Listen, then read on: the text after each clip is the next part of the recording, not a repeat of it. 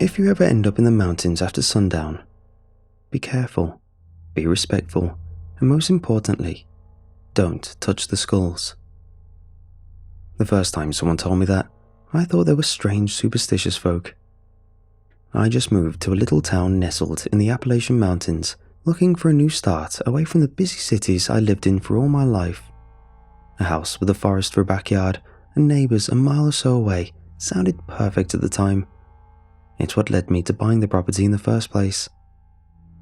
Now, I think I regret that decision. Don't get me wrong, the house is nice. It has a few problems like a creaking porch and the kitchen's a bit too small for my liking, but it's cute. Quaint is what the realtor kept saying when she showed me the rooms, and I agreed with her. Even if it is a little small, the real selling point was the acres of forest that would be considered mine. I remember my first trip to the town at the base of the mountain, a small place where everyone knows each other. Naturally, some weren't sure about me, but most were actually nice.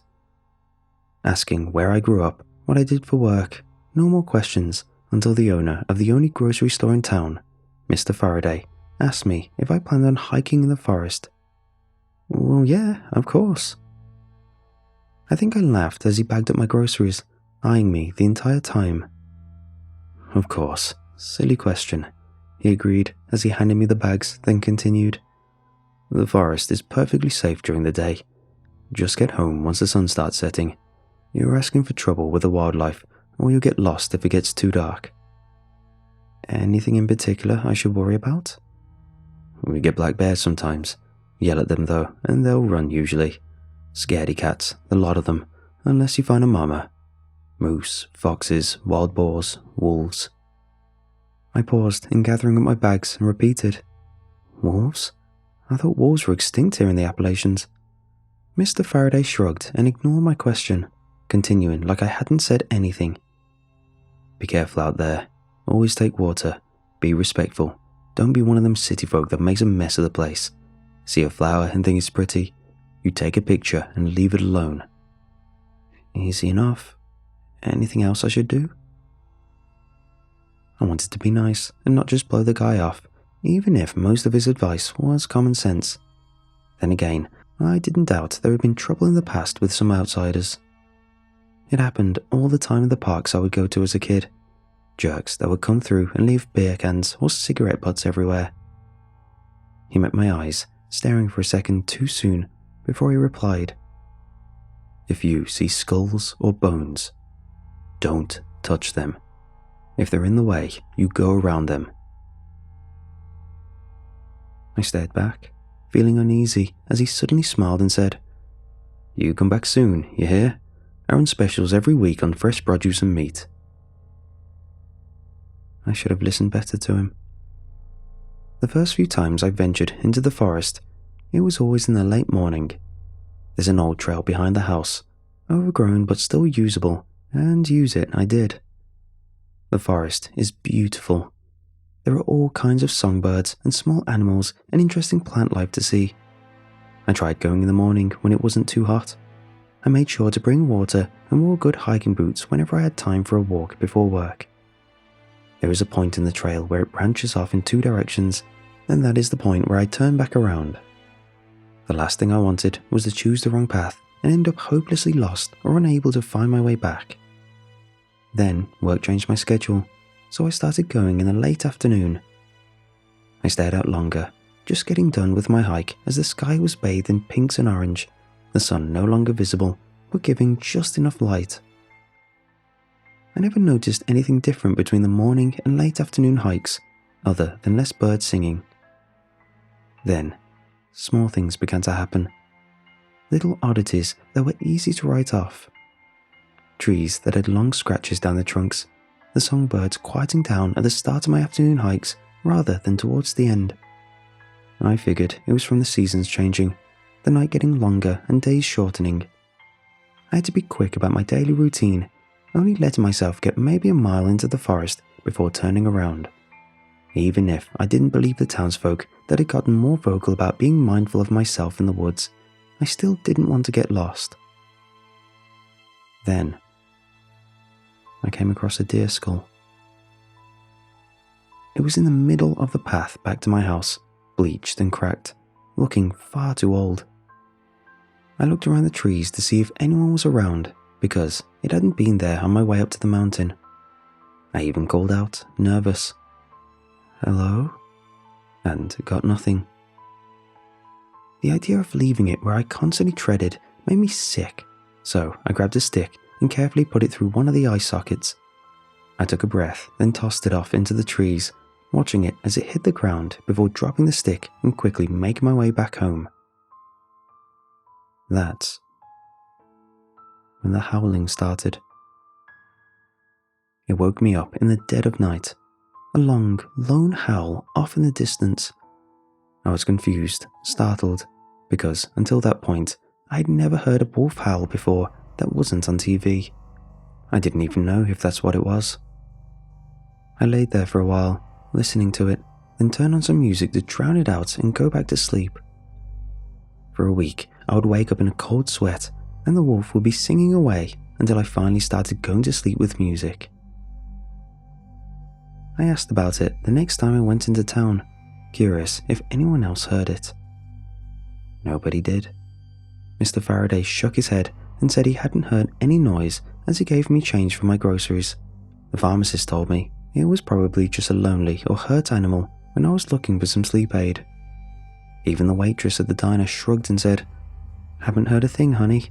Just make sure to keep your doors locked. Always better to be safe than sorry."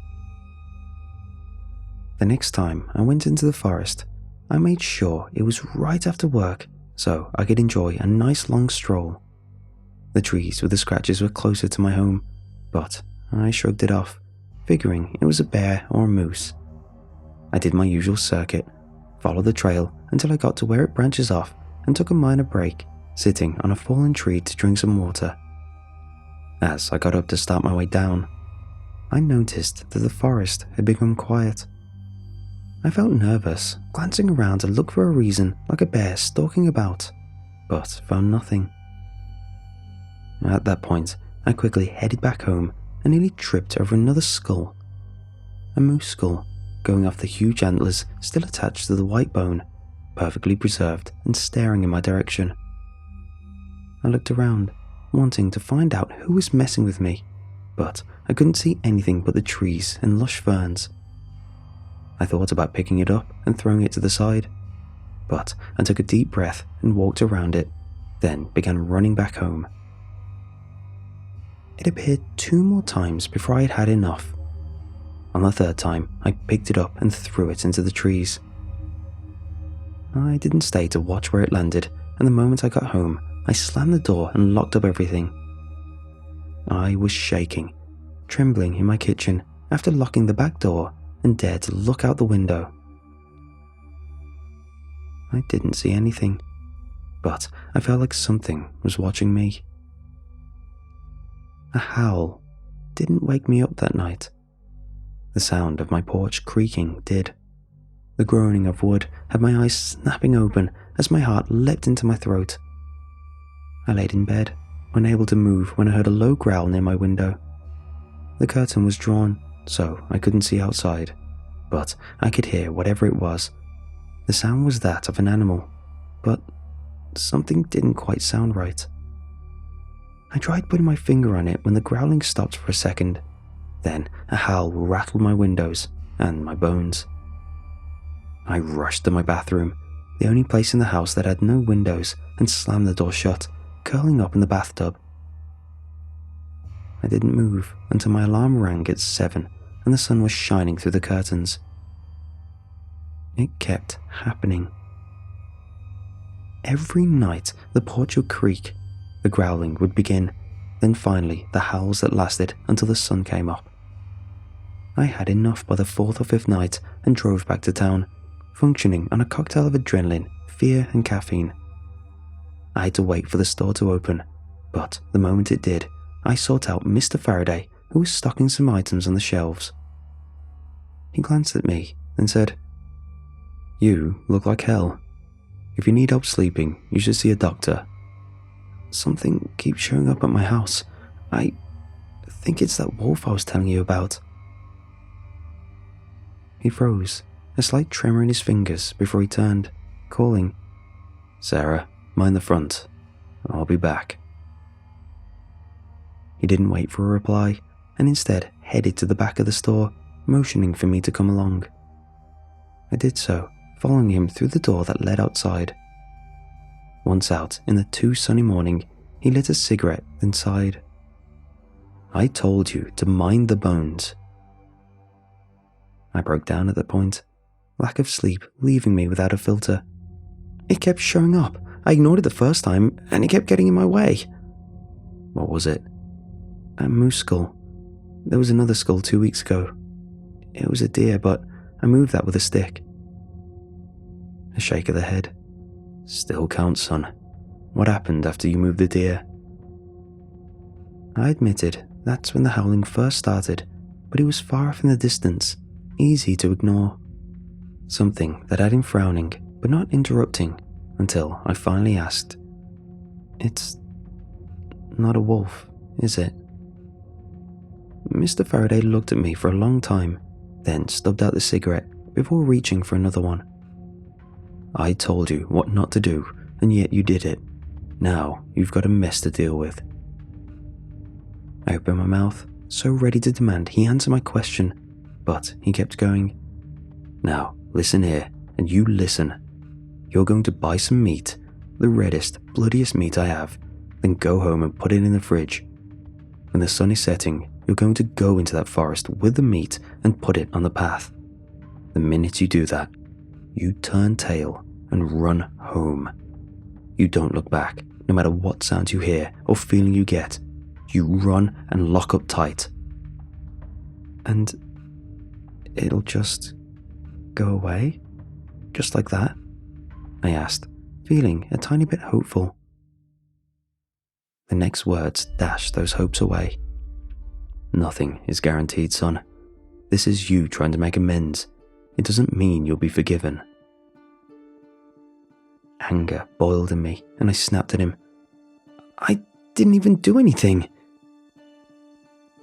He shook his head with a small frown and said, "You showed disrespect and acknowledged them. That's enough in a place like this." I opened my mouth, but he brushed past me and asked, "You gonna buy the meat or what?" I ended up doing so. I didn't know what else to do, and figured, why not just go along with it? I couldn't explain anything else, so why not try to make amends? I bought the bloodiest steaks I could and drove back home in a daze. I set an alarm to ring just before sundown and crashed on my couch until then. It was surreal. Walking out to the trail as the sun began its descent, I noticed that more and more trees had the strange scratches on them and shuddered at the idea of something, or many somethings, being so close to the house. I walked about 10 minutes up the path before laying out the steaks. It was disgusting, the blood collecting on the brown butcher paper, but I piled them up, then looked around. I couldn't see anything, just the usual trees, and decided to head back home. I took a handful of steps when I heard it. A low growling from behind me that had the hairs on the back of my neck standing up. Heavy thumping followed the growling, getting closer and closer and breaking me out of my stupor. I got my feet moving again and headed back to the house as the sound of teeth ripping into raw meat met my ears. Once I was at the end of the path, my home in sight, I dared to turn my head before I ran back to the house, scrambling up the porch and barely slamming the door shut in time. It had been right behind me, following like an obedient dog.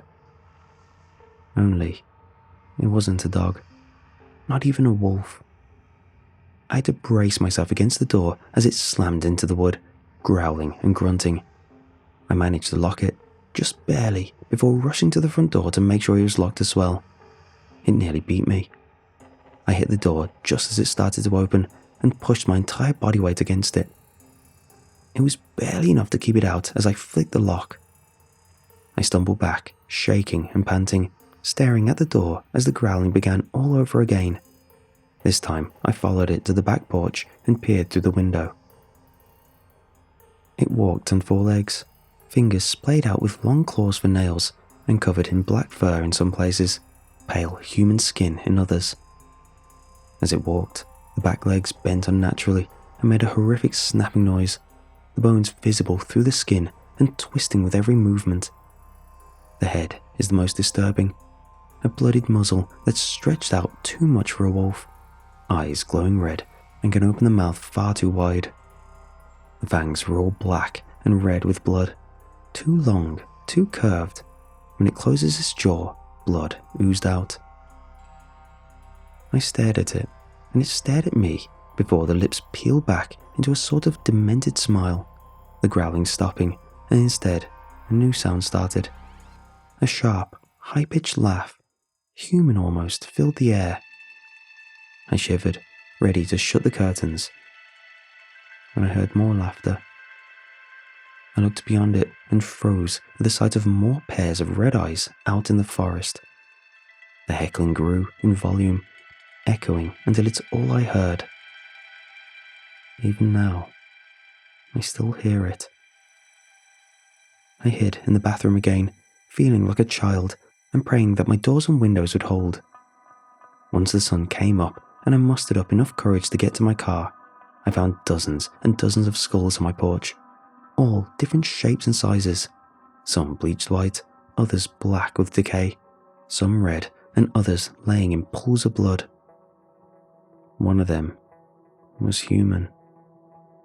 I wanted to run to the car, bulldoze through the bones, but instead I forced myself to carefully step over each and every one of them. Once I got back into town, I sought out Mr. Faraday.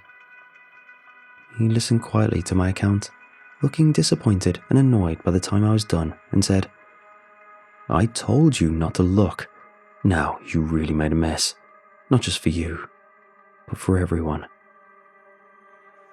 My blood ran cold, and I asked, "What do you mean?" "Everyone heard them last night, son, because of your screw-up." He closed his eyes, then lit a cigarette, even though we stood in the paper goods aisle. "What if I just leave? Just go back to where I came from?" He shook his head and flicked the ashes onto the ground, uncaring of where they ended up. "Then what? What do I do?" "You're going to clean up your mess. A hunting party is gathering at the diner at sundown. You better be there." I asked if he really thought they could be killed, if it was possible, and he waved his hand and said, "We've done it before, son. You're not the first one to not listen. You won't be the last. But you made the trouble. You better be ready to help get rid of it." I swallowed, hesitating, then dared to ask, "Do people not come back from hunting?" "All the time. This time won't be any different. Sundown, son. Or we'll not just be hunting them, but you too." We gathered at the diner, and I've been given a shotgun and a crash course on how to use it, shown how to load it, told what not to do, and what to watch out for. According to Mr. Faraday, who was around for the last purge, the wolves of the Appalachians is what they call them. He's sticking close to me. He says having a buddy nearby is important. It's safer this way. The wolves like to drag people into the forest or decapitate their victims. They collect their skulls. The bullets I have are supposed to be special, blessed by the priest and bathed in holy water or something like that. I've never hunted before. That's why I'm leaving this account in case I don't come back. Hunting accidents happen all the time. That's what the townsfolk will say if anyone comes asking about me, or anyone that doesn't come back. The sun hasn't set yet, giving us time to prepare and the priest time to bless every bullet he can. But we can hear them already. The wolves are laughing again.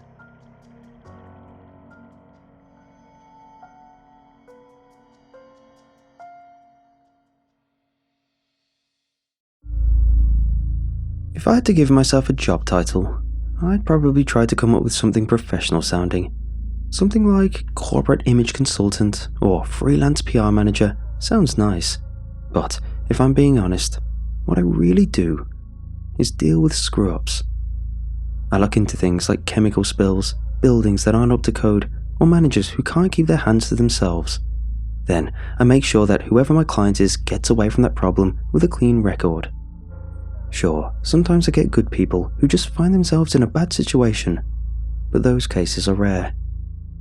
Most of the time, I'm dealing with a faceless corporation where my only contact is some dick in a suit. This case certainly had plenty of dicks in suits, but they were of a higher caliber than I was used to dealing with. Last month, I started a job for the US government. It all started when I found myself without any work for a couple of weeks and money was getting pretty tight. I had already tried contacting a number of public help wanted ads, but had no luck. I decided to make a listing on a job recruiting website to see if I could catch someone's eye. Lucky for me, within days I had a couple of offers, but one in particular stood out. It promised a long contract and decent pay. In this line of work, like any kind of freelance job, long-term and stable work is hard to find, so I responded quickly. I hesitated when I learned it was going to be a government contract and had even more worries with the piles of paperwork and NDAs they had me sign, but at the time, I figured I could keep my mouth shut for a few good paydays. The only hint I had that this might be an unusual job was the language the woman interviewing me used near the end of the interview. She asked me if I had any history of scopophobia. I told her I had no idea what that was. She informed me it was the fear of being watched. I told her no, that wasn't a problem. But when I pressed her for details on why this was important, she seemed evasive. She mentioned unusual occurrences could happen around this type of work. She also reminded me that I couldn't hold them liable for any hazards I may encounter while on this job, quote, physical or otherwise, if I signed the contract. I took the job, of course. Only now, I wish I'd taken those warning signs more seriously. After I was cleared to work, I was told what the job was, and it boiled down to this. I needed to look into and report on something called the Sunrise Project, which was the exploration of potential nuclear weapon development in the 1940s. If this sounds familiar, it's because it was the sister project to the infamous Manhattan Project. The details of what the Sunrise Project was testing on were vague and unclear. What was clear was it shut down quickly and quietly after it. Quote, repeatedly failed to produce meaningful results after a multitude of tests, according to the records on file. This bare-bones reporting and lack of information may seem suspicious to some, but to me, it was hardly surprising. I've seen countless projects become complete non-starters and disasters. Just like any entrepreneur, I figured our government was just as likely to sweep their mistake under the rug and instead focus only on their achievements. The only reason this waste of taxpayer money was being looked into was because everyone who was affected by these tests was either too old to care anymore or dead. I'm sure the politicians who paid for the investigation could still brag about a renewed effort towards transparency, honesty, accountability, and blah blah blah. I arrived at the location of the project in Nevada sometime before noon, eager to get to work. After seeing the place, I realized the scope of the investigation was much bigger than I had initially thought. The place wasn't just a couple of forgotten research buildings, but a massive ghost town that went on for miles. There were restaurants, suburbs, clothing stores, truck stops, a post office, even a city hall. I had no idea where to start. I was only given minimal instructions, a deadline, and a Geiger counter for my own personal safety. I started in the suburbs, as they were the closest to where I came in. And, unfortunately for me, there were no giant signs saying, "Secret government lab here." Getting out of my truck, I noticed that most of the homes seemed to have very little wear and tear on them. Sure, time had taken its toll with dry rot and dust, but the typical signs of lives lived were not there. The trash cans were empty, the road had no tire tracks, and there were no apparent changes to the homes themselves since they were first built. I started to think no one had ever lived in this town at all. when I caught something staring at me from one of the windows. My heart froze as I made out the clear shape of a person staring right at me from just a few houses down the road. They were only visible as a silhouette, so I couldn't make out any of their features, but I swear I could feel them looking right at me. Somehow, the worst part was they were completely still, not even a sign of breathing. I must have stood there for almost 5 minutes having a silent staring contest with the shape before I worked up the nerve to speak. I decided to go the professional route, speaking loudly and confidently, but also calmly to hopefully put them at ease. "Hello, I'm here on a contract to look into some history around these parts. Do you live here?" They did, and said nothing. "Do you mind if I ask you a few questions?" Nothing. "Listen, I'm not a cop or a thug or anything. You don't have to worry about me. I just want to have a look around." Nothing. This wasn't turning out to be very productive. On the other hand, they didn't make any aggressive moves, so that was good. I put my hands up in the universal sign for, "I mean you no harm," and started walking towards them. I became more and more nervous with every step I took as the shape remained completely motionless. Just when I thought I was starting to take too great a risk, I could finally see the face of the figure.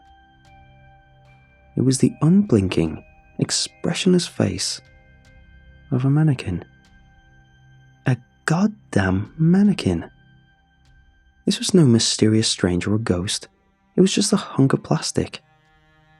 When I was done cursing myself for the coward that I was, I went inside the mannequin's house to see what kind of joke this was.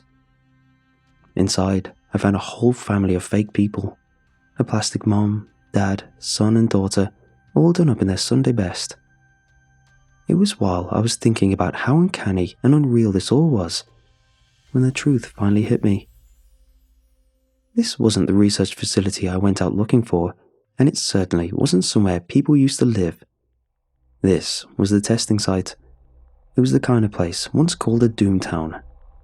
Doomtowns were set up to look like an actual American town, but they were totally empty, so when it was hit by a nuke, scientists could study the effect the bomb would have on real towns. I was suddenly incredibly relieved I had been given a Geiger counter before heading here. The place was still plenty strange, simply because it was just so big.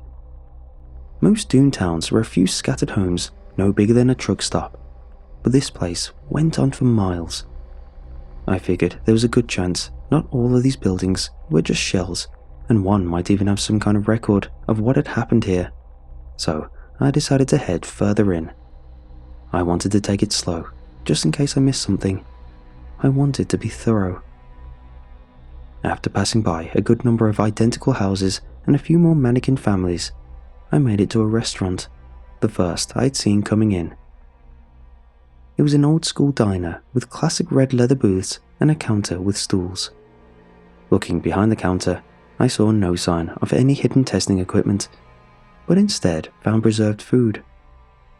This was almost stranger though. It wasn't just fake displays made up to look like food, but actual bags of pancake mix and canned goods.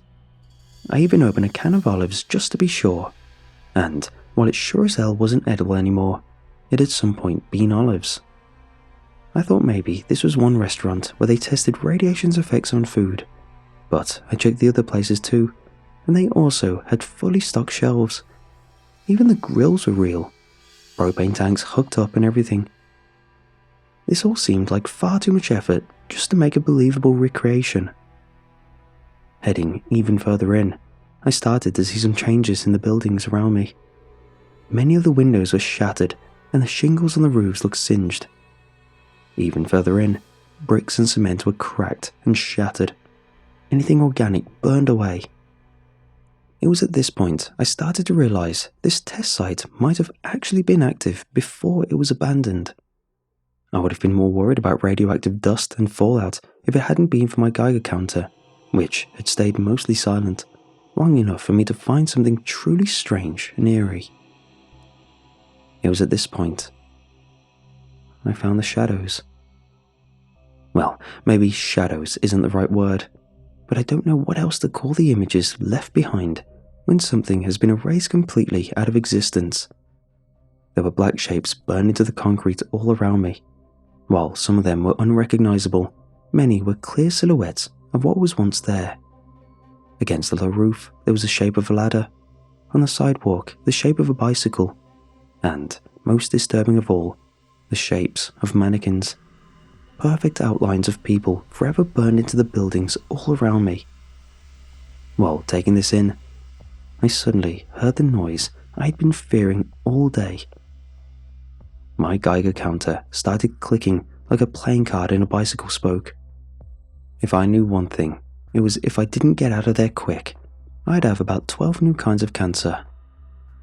Before I could even work up a good sprint back the way I came, I heard and felt a deep rumbling coming from every direction. Mere moments after that, the sky lit up like it was on fire. That's the last thing I remember, before I blacked out. I'm not sure how long I was out, but when I awoke, it was as if I had gone back in time. All the rubble and scorch marks were completely gone.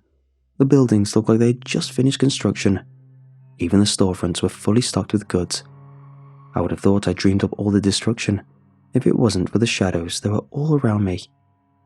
Even more disturbing was the fact that only the shadows in the shapes of people, the ones that had to be from mannequins, remained.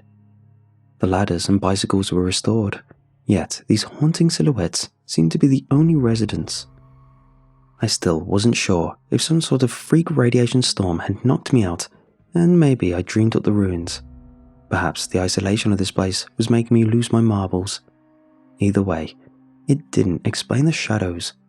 But at the same time, I was so shaken up, I could only think about making the 20-minute trek back to my truck. As I walked, my fear and paranoia started to change into some shame and embarrassment. Was I really going to leave with my tail between my legs? Wasn't I professional? It took another 10 minutes of walking before I talked myself into turning around and finishing what I came here to do. That was when I noticed something had changed. I had passed a number of shadows on my way back out of town, and most recently, I had seen a group of 3 on the side of a drugstore.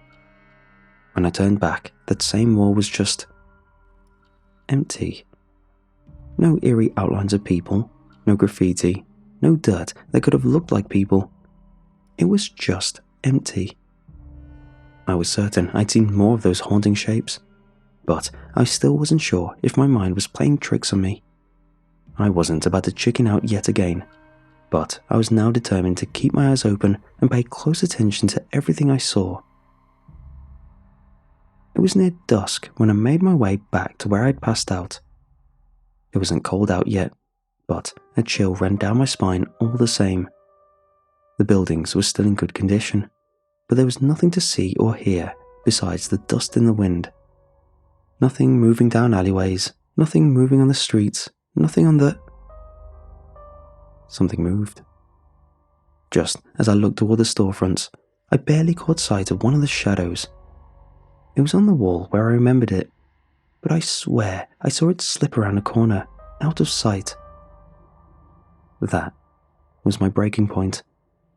I didn't care if I was going crazy, if I was a coward, or if I didn't get paid. I was leaving. I turned back for the truck, but I could still feel those shadows behind me. I picked up from a walk to a jog. I kept my eye on every corner as I increased my pace. On the next block, I saw something move in one of the houses. I was starting to panic as I turned down the nearest alleyway to make my way around the house. I could still feel the shadows staring. When I looked behind me, my worst fears were confirmed.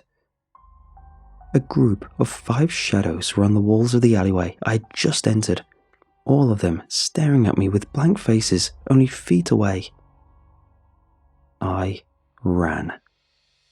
Turning down the street at random, I only saw glimpses of movement near me. I knew they were getting closer. I made it at least a few blocks before rounding a large building to a sight that stopped me in my tracks. Burned into the road must have been the shadows of at least 30 people, and they were all facing me. The largest group of shadows I had ever seen in one place. I let out a short yelp of surprise, unable to contain my horror. That's what really set them off. The shadows began pulling themselves out of the ground, starting from the head. A swirling black vortex of ash, dust, and glowing embers emerged from the pavement in the shape of a man. All around me, the shadows began to transition out from the walls and ground, joining the dreadful congregation. It was clear their focus was fully fixed upon me. When the first of them was fully formed out of the ground, it began walking my direction. I was finally able to snap myself out of my shock and started running again. I ran away from them as fast as I could. The further I ran, the more and more of the shadows emerged from the walls ahead. I turned down street after street, trying to avoid them, but they were coming from everywhere. When I tried to turn back the way I came, there was a horde of them gaining on me as they gave chase.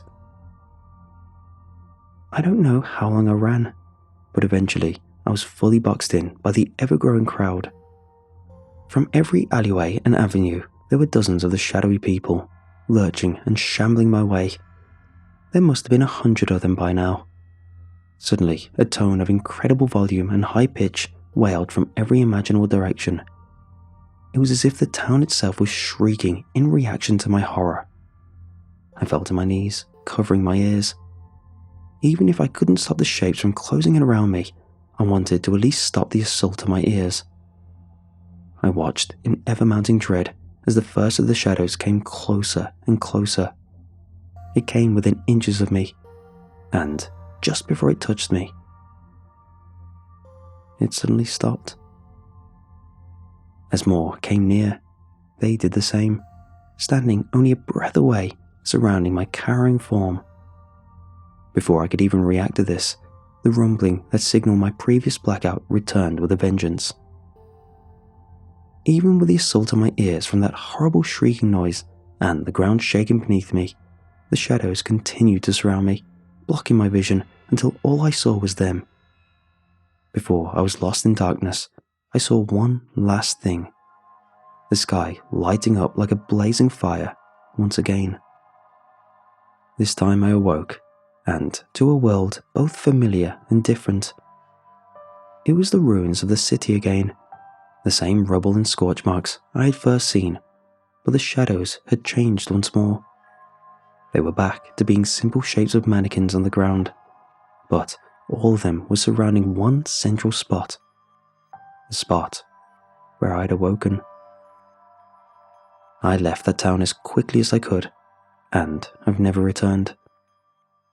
I didn't experience any other inexplicable events after my time in Nevada, but I have had time to reflect on what I saw that day. That sound I heard near the end of my experience was something I had recognized. It wasn't a screech or a wail. It was an air raid siren. I hadn't been able to realize it at the time, but looking back, it was obvious. Any Doomtown would have had a system of sirens to warn of an incoming test. The rumbling and the light would make sense too during a test. The rumbling would be from the detonation, while a nuclear blast could be as bright as the sun. What doesn't make sense, however, is if I saw all of that, how am I still alive? My best answer for that is the shadows. You see, I don't think they were the remains of some mannequins. I think they were people. People whose souls were somehow trapped in a singular moment of nuclear hellfire. I don't know how I experienced that same moment, but I believe they protected me. They know what had happened to them and wanted to spare me the same fate. I don't have proof of this. Proof this whole thing isn't some fantasy of mine, but I know what I saw. I think there were real people in that town. That's why I'm posting this. Someone out there might know the truth, but I know I wouldn't get the truth from asking my former employer. I knew that would only get me in trouble, so I told them exactly what they wanted to hear. I found nothing, and nothing happened with the Sunrise Project. That's what all the records will show, and I only have one souvenir that might prove otherwise. Sometimes, when I'm alone in the evening, I swear I can catch my own shadow moving on its own. If only for a moment. I might not have come back on my own.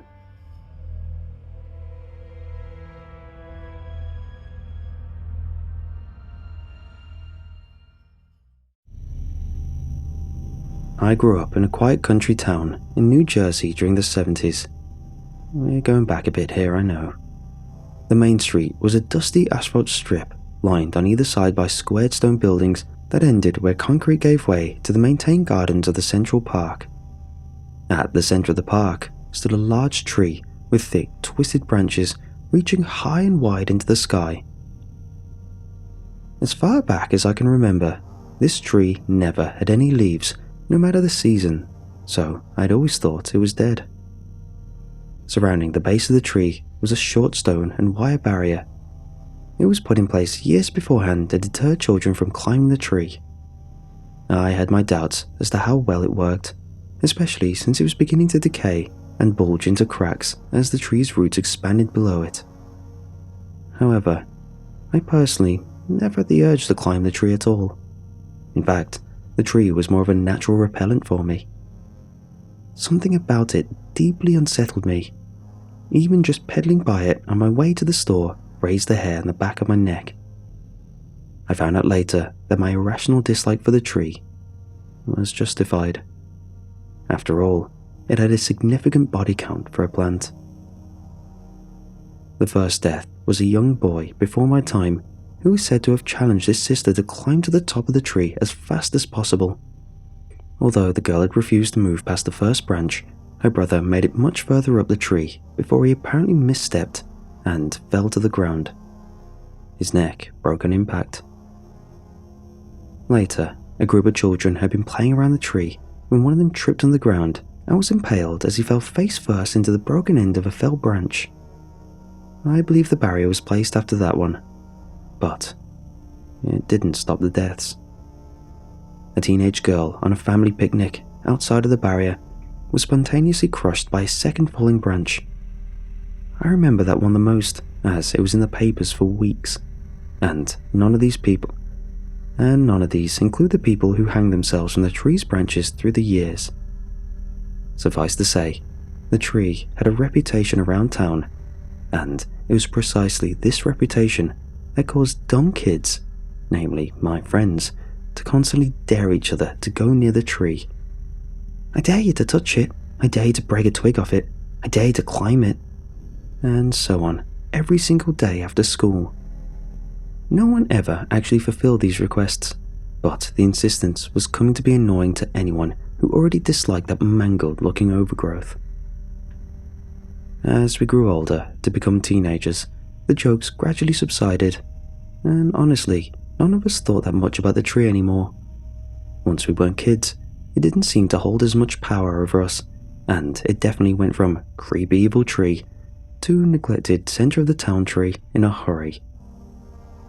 That was until one night, while sitting drunk and high around a small fire in Mr. Peter's cornfield, that Mark said, "Hey, you remember that creepy tree?" "Oh yeah, dead baby tree, right?" Thomas answered him. "The one with no leaves?" I also inquired as I took another hit from the bong. Mark beamed. "That's the one. We should go burn it down. That thing's creepy as hell." And just like that, there we were, 3 teenage boys, high as kites, creeping less than subtly across town and into the park with 2 cans of gasoline and a lighter. Mark could hardly contain his excitement. We kept having to shush him as he giggled manically when high. I bobbed along behind the other 2, thinking my extended length bowl cut looked cool, and Thomas flickered the lighter like a kleptomaniac every so often. We stumbled over the short hedge and tiptoed across the grass until we reached the tree. However, once we were standing in front of it, I felt instantly sober. The same feeling of dread I always had about this tree took a hold as I stared up at it. Dark branches twisting into the sky, motionless, silent and menacing. It was as if it was challenging us in some primal way. Looking around, I could tell that I wasn't the only one who felt it. Mark had stopped giggling, and Thomas looked profoundly uncomfortable. "Right, well, let's just get this done," I said meekly, gesturing vaguely for them to start pouring the gasoline or something. "Are you sure we should do this?" Thomas asked. "We could get in trouble or something." He trailed off as Mark interrupted. "God, it's a tree, just a damn tree. It doesn't have any power over us," he said, annoyed with bravado.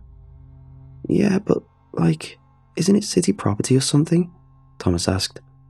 "Who cares? Let's just do this. We said we would, and we're probably doing them a favor, so—" Mark muttered gruffly, then hopped the barrier and began to aggressively throw gasoline around the base of the tree. For a moment, Thomas and I watched. For me, it felt like there was no air left. Gravity was crushing down on me with so much intensity that I couldn't move an inch. I felt sweat slowly trickle down my forehead as I struggled to snap out of it. It was just a tree, and we were the ones with the fire, not it. So, why was I so cripplingly scared? "Yeah, damn it, no one will even know it's us," I said finally, surprising myself with a conviction in my voice as I stepped up to grab the other can of gasoline to help Mark. "Good, get the other side real good. I want to make this bonfire burn, baby," Mark shouted like a lunatic. "You got it," I answered, then took a step to the left. By pure chance alone, as I took that step, a massive crash erupted beside me. A large branch had come crashing down from goodness knows where above and demolished the spot I'd been standing on not seconds ago. Splinters of broken bark sprayed in the air from the impact as I stared dumbfounded. "Nice try," I yelled through dry lips. I was trembling like a leaf, of course, but I wasn't going to let the tree know that. As I took a moment to regain myself, I thought I heard the tree growl in response to my yelling. It was an unmistakable warning. The sound was similar to something you might expect to hear in an old forest where trees creak and groan with age, but very subtle. At this point, Mark and Thomas came running back around the tree to see what had happened. "Christ, that tree's trying to kill us," Mark muttered, and I noticed he was being supported by Thomas. He had one hand to his forehead, and blood was freely flowing down it. "I was around the other side. I tripped on a tree root, hit my head," he informed to my look of horror. "Tree branch fell. It missed," I explained my own situation. "Let's just go. This is bad," Thomas begged. "Just light her up first. That's all that's left to do," Mark insisted, to which Thomas couldn't find an excuse to refuse. "Fine," he agreed reluctantly. We helped Mark back over the barrier and stood clear ourselves before Thomas pulled out the lighter. I couldn't help but feel particularly childish at that moment. We were about to burn down a tree that was decades older than we were, because we were high and thought freak accidents were trying to kill us as we were trying to kill it. However, the second the first spark hit the gasoline fumes and the flames burst to life all around the tree, we realized our mistake. We became instantly aware of two things. One, we had overdone it on the gasoline and it was probably going to burn down the whole park. And two, the tree was moving. Not just moving, it was coming for us. Its branches were thrashing wildly, its roots breaking through the surface of the ground. I felt a vice-like grip wrap around my ankle, and before I knew anything else, I was being ripped off the ground. I was barely able to grab a hold of the barrier wire and found myself in a tug-of-war over my own limb. From the shouts beside me, I knew Mark and Thomas had also been grabbed. To my horror, I saw beside me Thomas. The root that had him was snared tightly around his leg, and he was thrashed around like a rag doll in the air for a moment, before the thing brought him down hard on the ground. I heard him scream and then groan in pain. The crack that accompanied his impact made it clear that something had broken. But the tree didn't stop there. Whipping him back, it thrashed him against the ground and barrier repeatedly. Each new impact made a wet crunch and sent a splatter of blood in all directions. I saw the lighter fall from his hand as his body was smashed against the barrier a fourth time. I can only hope he was dead after the second hit, because the tree didn't let him go at all until Thomas's body began to break apart if you've never heard flesh and skin gradually tear apart, I pray you never have to. As I watched Thomas die, I gradually gained a re-awareness for the white-hot pain at my ankle. It seemed the bottom of my trousers had caught fire, and it was melting the fibers of my pants onto my leg, which was in turn burning away my skin. I shouted in agony, and I could have sworn I heard the tree do the same, for where the fire burned me, it also burned the root that held me. I felt a vicious tug on my leg that pulled my hip from its joint. The dull pop of that is something I definitely won't ever forget, but I felt no pain. I guess by that point, the adrenaline in me was blocking it all. The next thing I was aware of was falling over the barrier. I had been holding onto it so tightly that when my ankle, or whatever, finally came clean off, the force propelled me over it. It was impossibly difficult to move from there. My whole body felt like lead. I tried to stand, but that was anatomically impossible for a reason I didn't fully understand at the time, and the sound of Mark's cries called my attention towards him. Looking around in a daze, I tried to locate him, and when my eyes finally found him, I wish they hadn't. The light from the fire made everything very clear to see. Mark was easily 10 feet in the air, large tree limbs wrapped around him. Some of his limbs had been stripped of flesh where the tree had tried to pull him apart, and now it was slowly crushing him to death. I could see pieces of him start to bulge unnaturally with the pressure, and eventually his screaming stopped as no further air could get into his lungs for him to exhale. When the middle of the tree began to split apart, opening like a giant gaping mouth as it lowered his body into the center, I turned away then, and that's when I realized I now could see red and blue lights flashing somewhere that seemed impossibly far away. Looking to those lights, I made a conscious effort to focus. This was my new life mission, to crawl toward them. I don't know how far I got, and I don't remember anything other than focusing on those lights until I lost consciousness. When I woke up, I was in a white clean hospital bed, although I only had a stump left of my leg and a burned gauze covering a significant portion of my lower body. I was at least alive and pain-free. The strange part was that no one asked me what happened. Instead, they told me a loose electrical wire started a fire which, quote, compromised the tree's integrity and caused branches to fall, and sadly my friends were standing too close. They didn't make it. Anything I questioned or asked about was written off as, because I was high, I hallucinated. If you are wondering about the tree, it survived. It still stands in the center of the park in town, though now it has charred patches and is missing a few limbs. It remains as silent and unmoving as ever. If you're curious about me, I never left the town. I wanted to keep an eye on that tree, so that's exactly what I do. Nowadays, I'm old, and being old means you look like your typical creepy, old, one-legged man who feeds the pigeons and sneers at passerbys. A new barrier was placed around the tree, and signs that now state very clearly that the tree is sacred, and being within 20 feet of it is frowned upon. I, however, sit on the bench directly under the tree beside the barrier as always, spreading birdseed from a brown paper bag for the birds brave enough to come under the shade of the tree. My being there definitely does more to keep people away than the barrier ever will. No one wants to come near old Pigeon Richard. The tree and I have come to a kind of truce, I believe, so I sit and prattle away to it with a lighter in my pocket as I wait for the day it gathers the courage to try dropping another branch on me.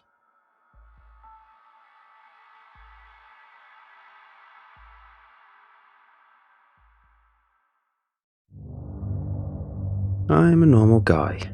I have a typical 9-to-5 job at a computer desk, a job which I earned with my straight-C's college career at the State University. I live alone and live a normal, uninteresting, but ultimately happy life.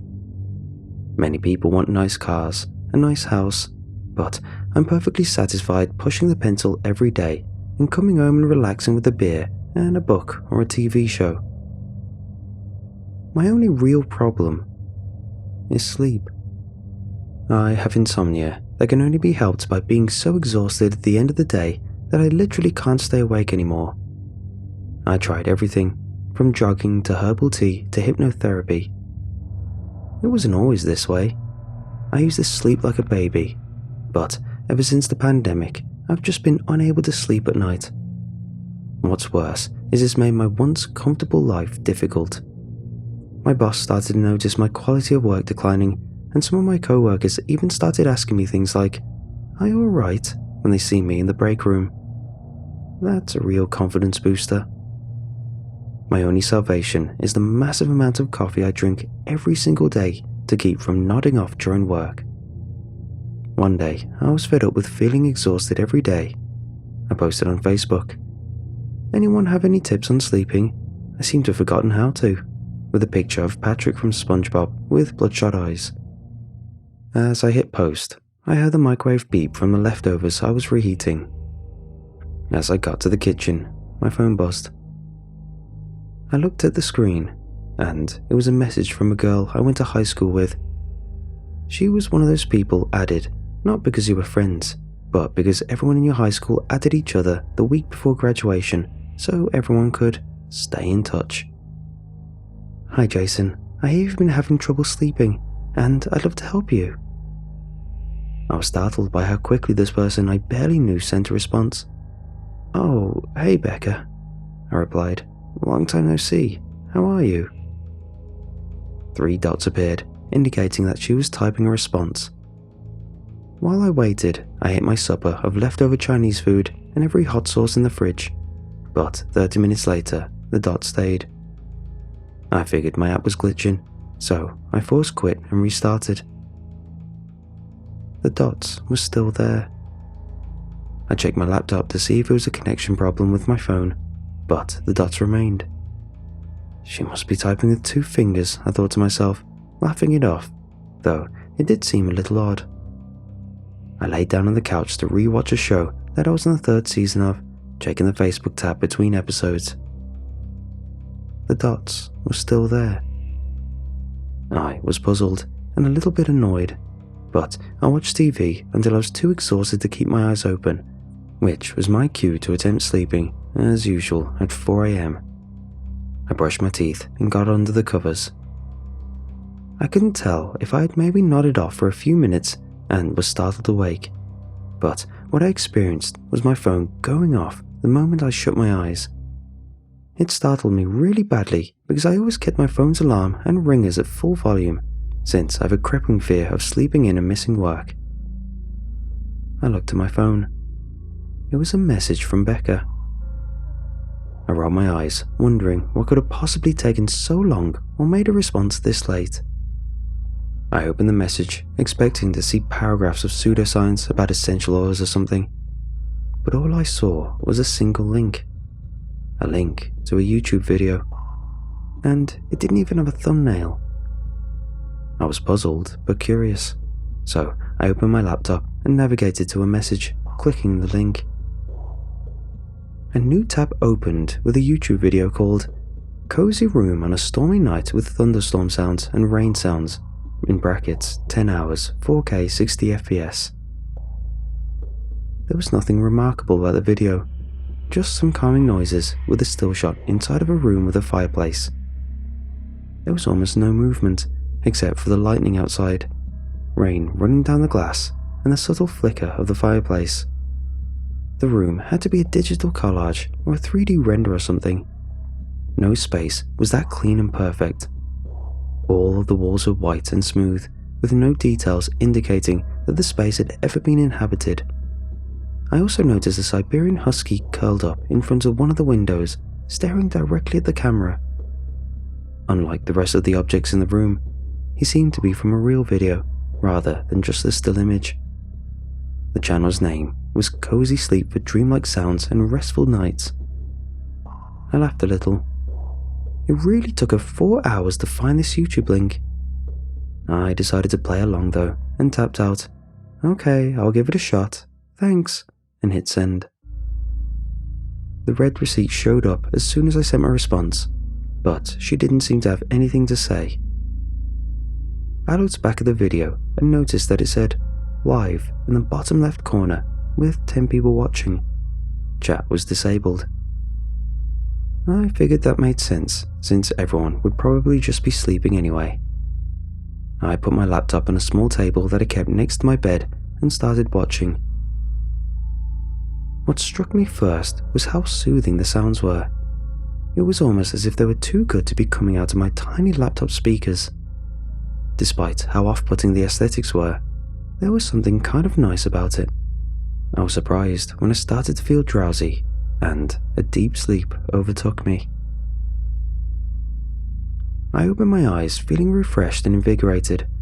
The sun beamed into my room through the curtains, looking brighter and prettier than ever. I looked at my phone. I'd only been asleep for 4 hours. I was surprised, but I guess 4 hours of deep, dreamless sleep amounted to more than what I usually get, which is 8 to 10 hours of naps interrupted by anxiety attacks. I checked my laptop to see if the video was still playing, but it had run out of batteries at some point while I was sleeping. I only have one USB-C charger, so often when I go to bed, I'll choose one device over the other to get charged. Last night, it was my phone's turn. I figured I'd head to work early to try earn some points with my boss. On the train, people were friendlier than usual, as if seeing me made their days a little bit better. It was subtle, but I noticed it. That day at work was different too. People noticed my restedness and said things like, "Jason, you're so perky today." I didn't even end up drinking coffee. Halfway through the workday, I decided to thank Becca for the video recommendation. "Hi Becca, I don't know how, but I think your video cured my insomnia. Thank you so much." When I hit send, an error appeared. "You can't respond to this message." Did Becca block me? I thought. Just then, my coworker Seth tapped me on the shoulder. "Hey, me and the guys are gonna grab lunch. Wanna join?" he asked.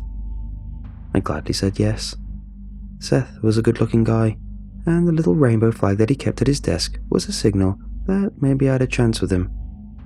I let Becca's strange message slip into the back of my mind as we boarded the elevator.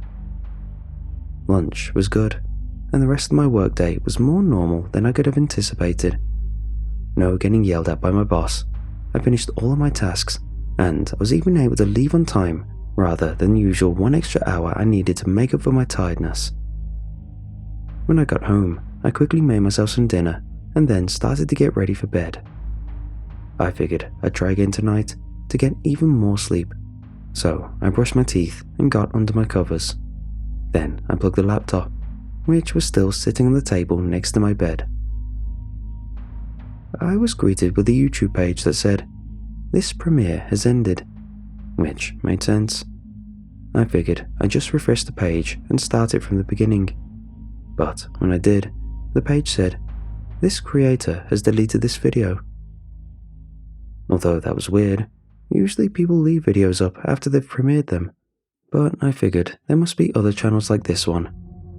I put into the search bar, "Cozy house with rain ambience," and was greeted with literally thousands of videos, nearly identical in content, with slight variations, from hundreds of different channels with names like Cozy Ambience, Sleepful Cozy Spaces, Comfy Rain Channel, and so on.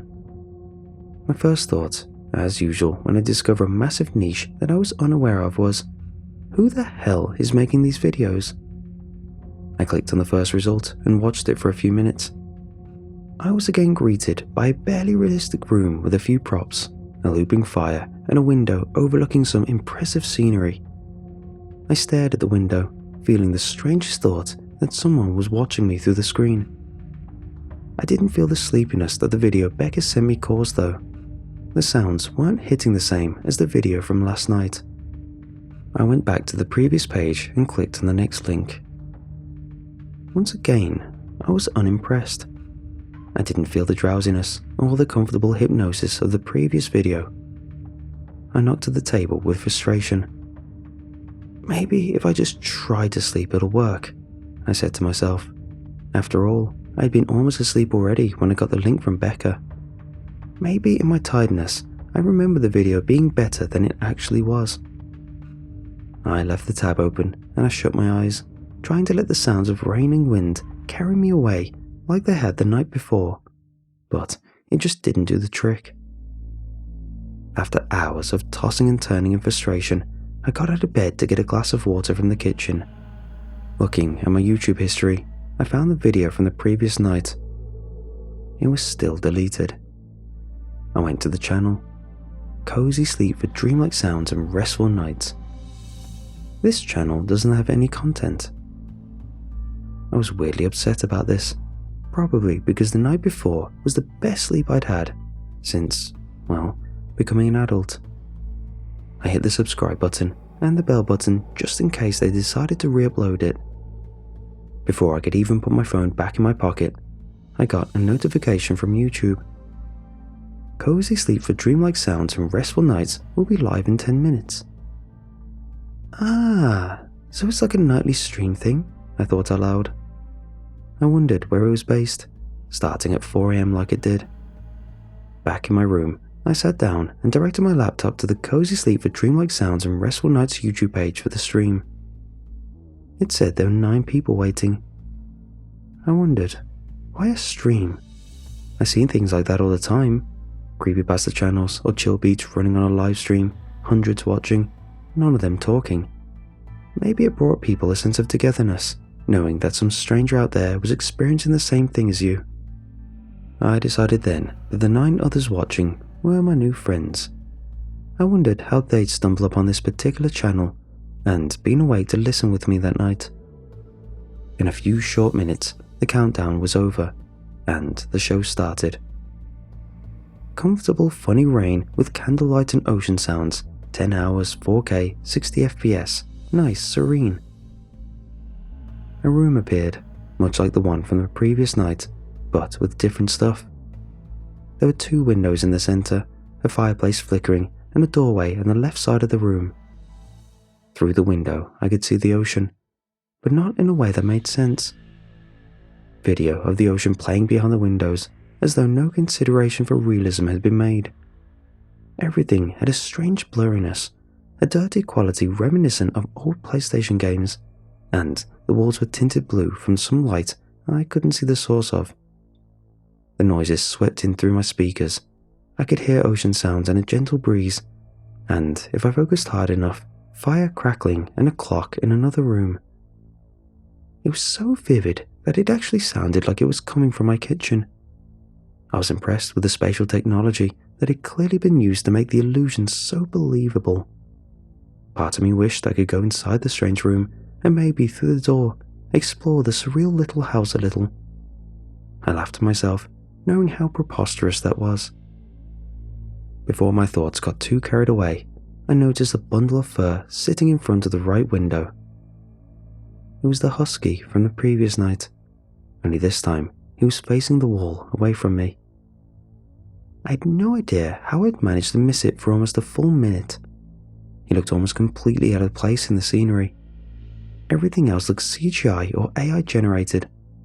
The dog, on the other hand, was filthy and emaciated, like an old dirty rug draped over a pile of discarded bones, and was clearly either from a stock video or something the creators shot themselves.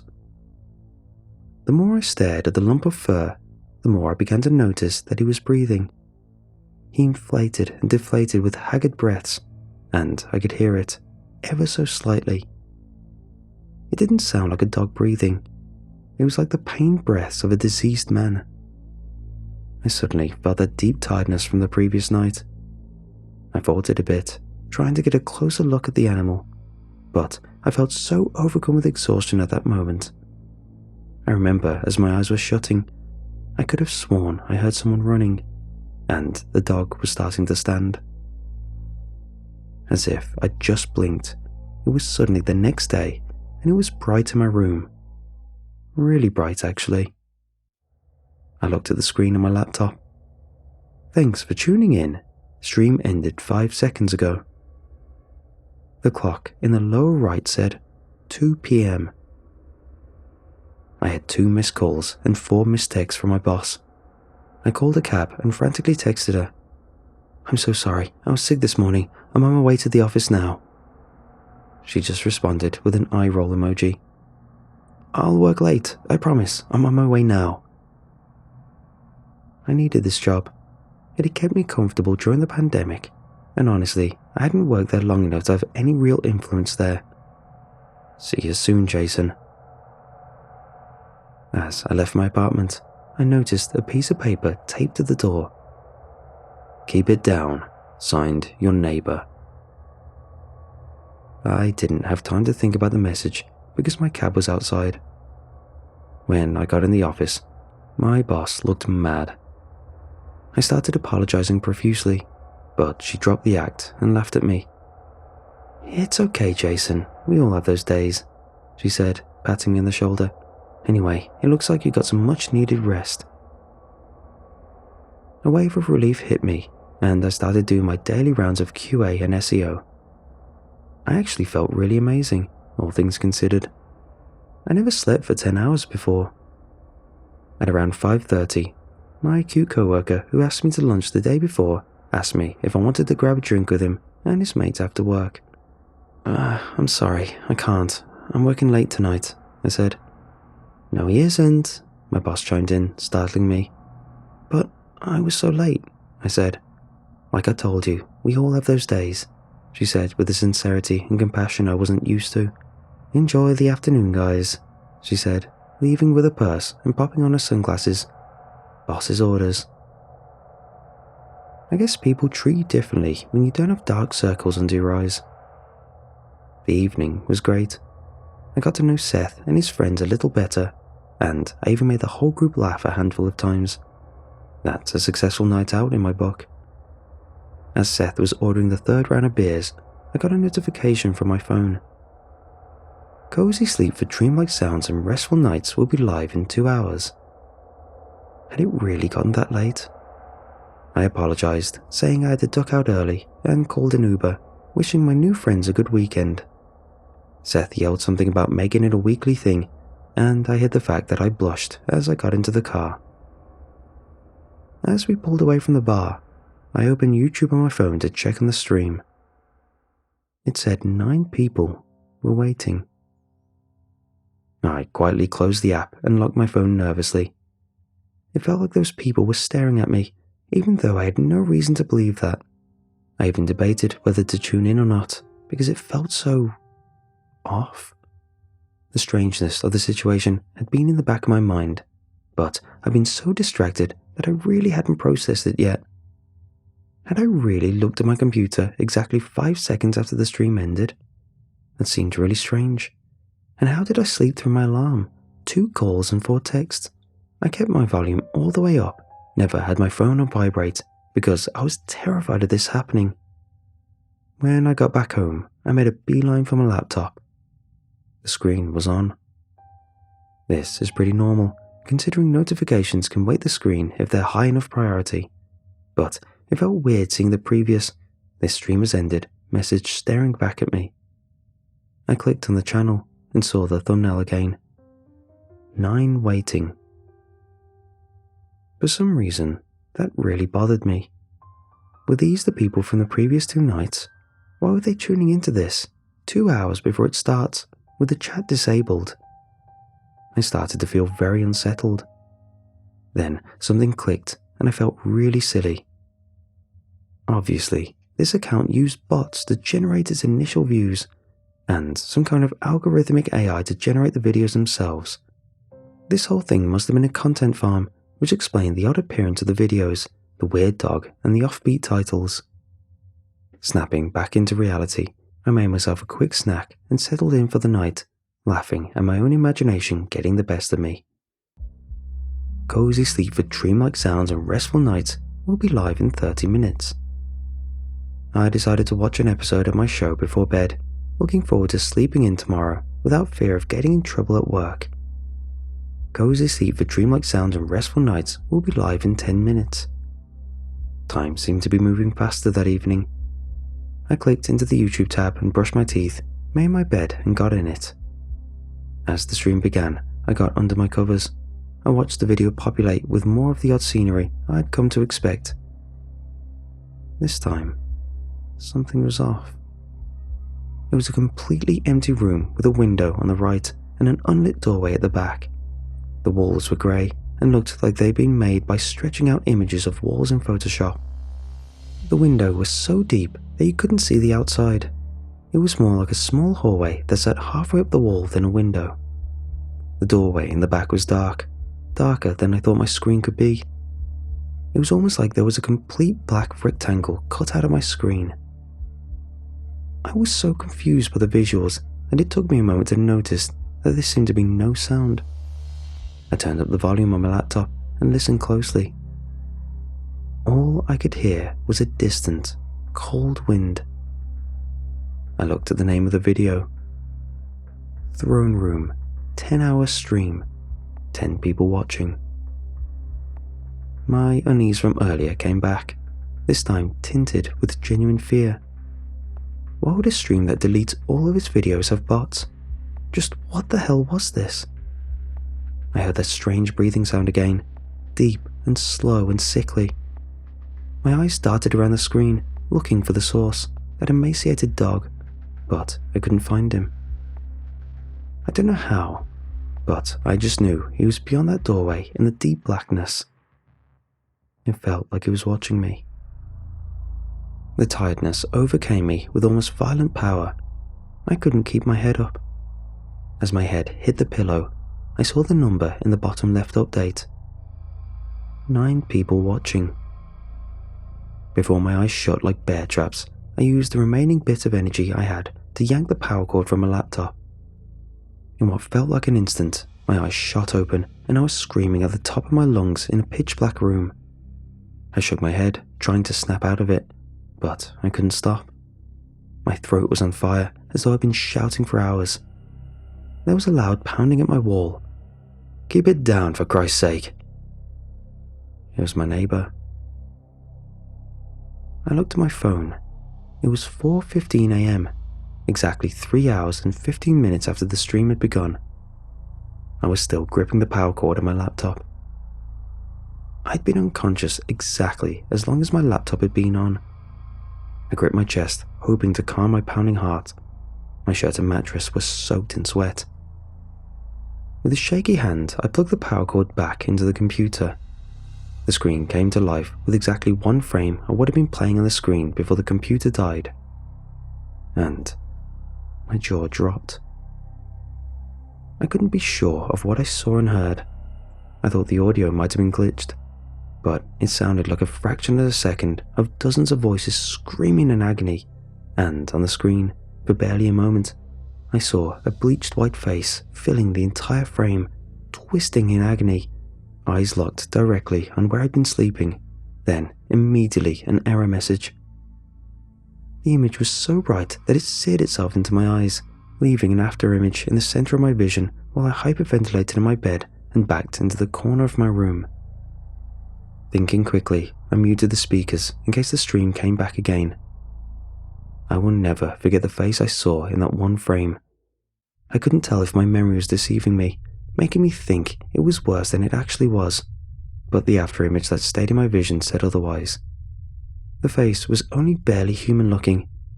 It was missing its nose, not like it had been severed, but as though it had been made of clay and flattened down with someone's thumb. Its enormous mouth was wide in a horrific grin, and its teeth were dull like a cartoon's, and unevenly embedded in the cavernous walls of its flattened cheeks. Its tongue writhed against the screen like a drowning fish, and the more I thought about it, it was as if someone had flattened a human face between 2 panels of glass, like a slide under an enormous microscope. The image faded from the back of my eyelids, and with my shaking fingers, I refreshed the page. Cozy beach bungalow with wind sounds and rain. 10-hour stream, 60 FPS HD. 9 people watching. The layout of the room was identical, with the door in the middle of the window on the right. The style of the room was completely different though. Cheesy, fake-looking bamboo textures covered the walls, and there was a generic white couch against the left wall with that emaciated husky lying in front of it, staring at me.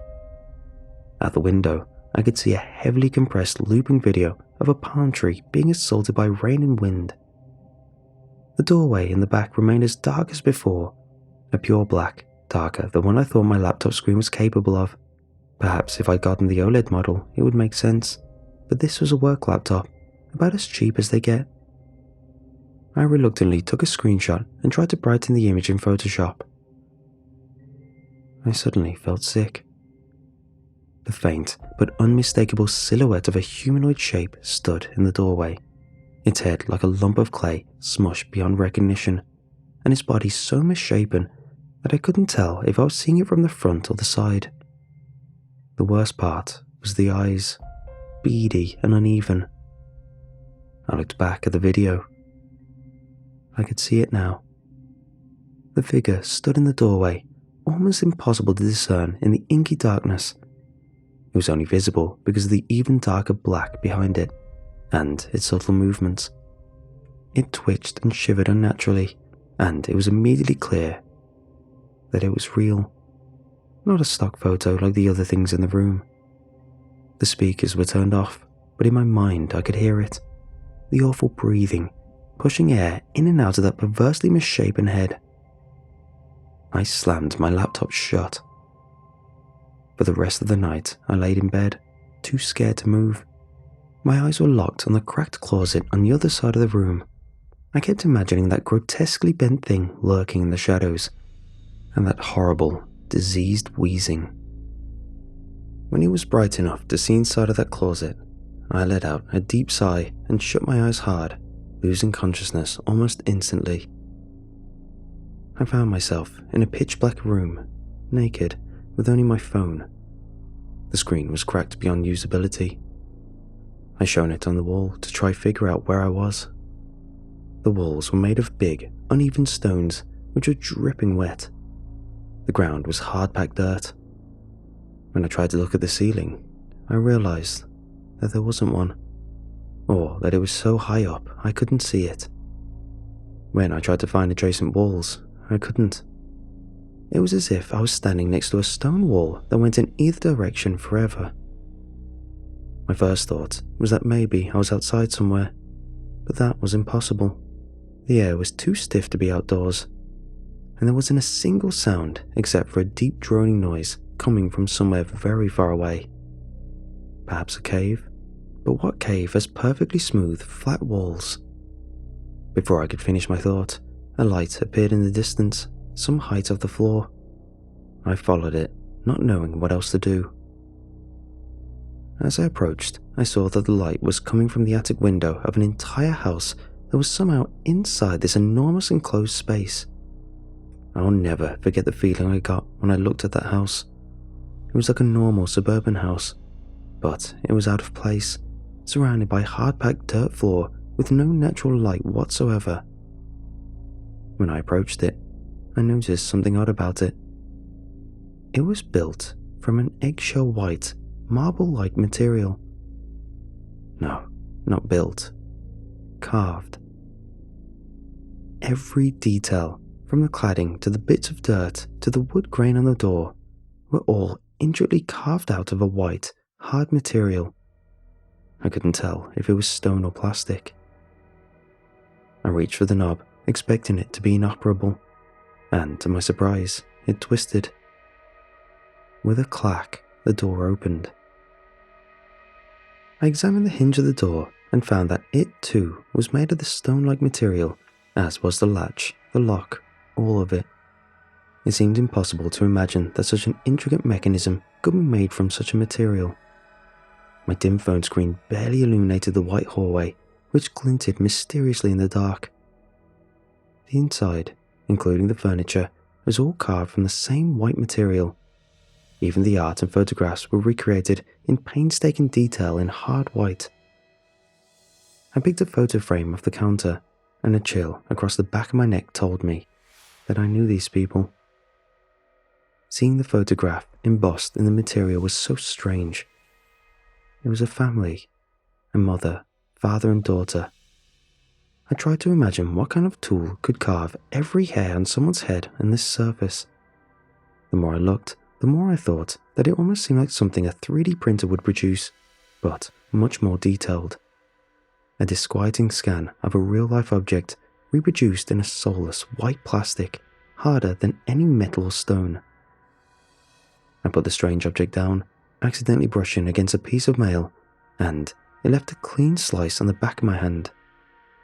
At this hardness, something as harmless as a sheet of paper was like a giant razor blade. It was so sharp that I didn't feel any pain, just the warm blood dribbling out of it. I showed my phone on the stairs. I didn't want to, but it felt like I had no choice. I started making my way up the stairs, noticing the white rug glistening in hard white down to the individual fibers. My footsteps echoed in the hollow white stairway, and as I entered the second floor, it occurred to me that my ears were ringing. At the landing, I rounded the corner, and suddenly the walls of the stone house felt more like a deep, ancient cave. A fear set into my chest as I teased one of the doors open. More of the same white, this time in the shape of a kid's bedroom, glistened before me. The twin-sized bed, toys, bears, a half-finished puzzle, all of it was pure and white and hard. It was as if someone had made a 3D model of a bedroom, but had disabled all the textures and lights. The closet in the corner of the room was ajar, and its darkness menaced at me. For no reason other than a feeling in the pit of my stomach, I knew that someone was watching me from the darkness. I slowly shut the door and continued down the hall, and as I rounded the corner, I was met with a light that had brought me here, shining through the doorframe at the top of the attic stairs. I heard a rhythmic noise coming from the attic. Thump, thump, thump. My heart was beating hard and my throat was dry. The light drew me slowly up the stairs. Out of the corner of my eye, I saw the door to the kids' room crack open. I didn't dare pay any attention to it. I knew that something was watching me, and it wanted me to notice. Thump, thump, thump. As I got closer to the door, it started sounding wet, like someone pounding on a plastic bag of vegetables with a large rock. I heard the door to the kids' room open wider. I recognized the sickly breathing coming from behind me, and a part of me knew that if I stopped pretending to not hear it, I would soon have long, sharp fingers ripping through my body. I continued up the stairs, and time stretched on while the thing watched me. And as I opened the door to peer inside the one lit room, my heart dropped. There was a woman inside.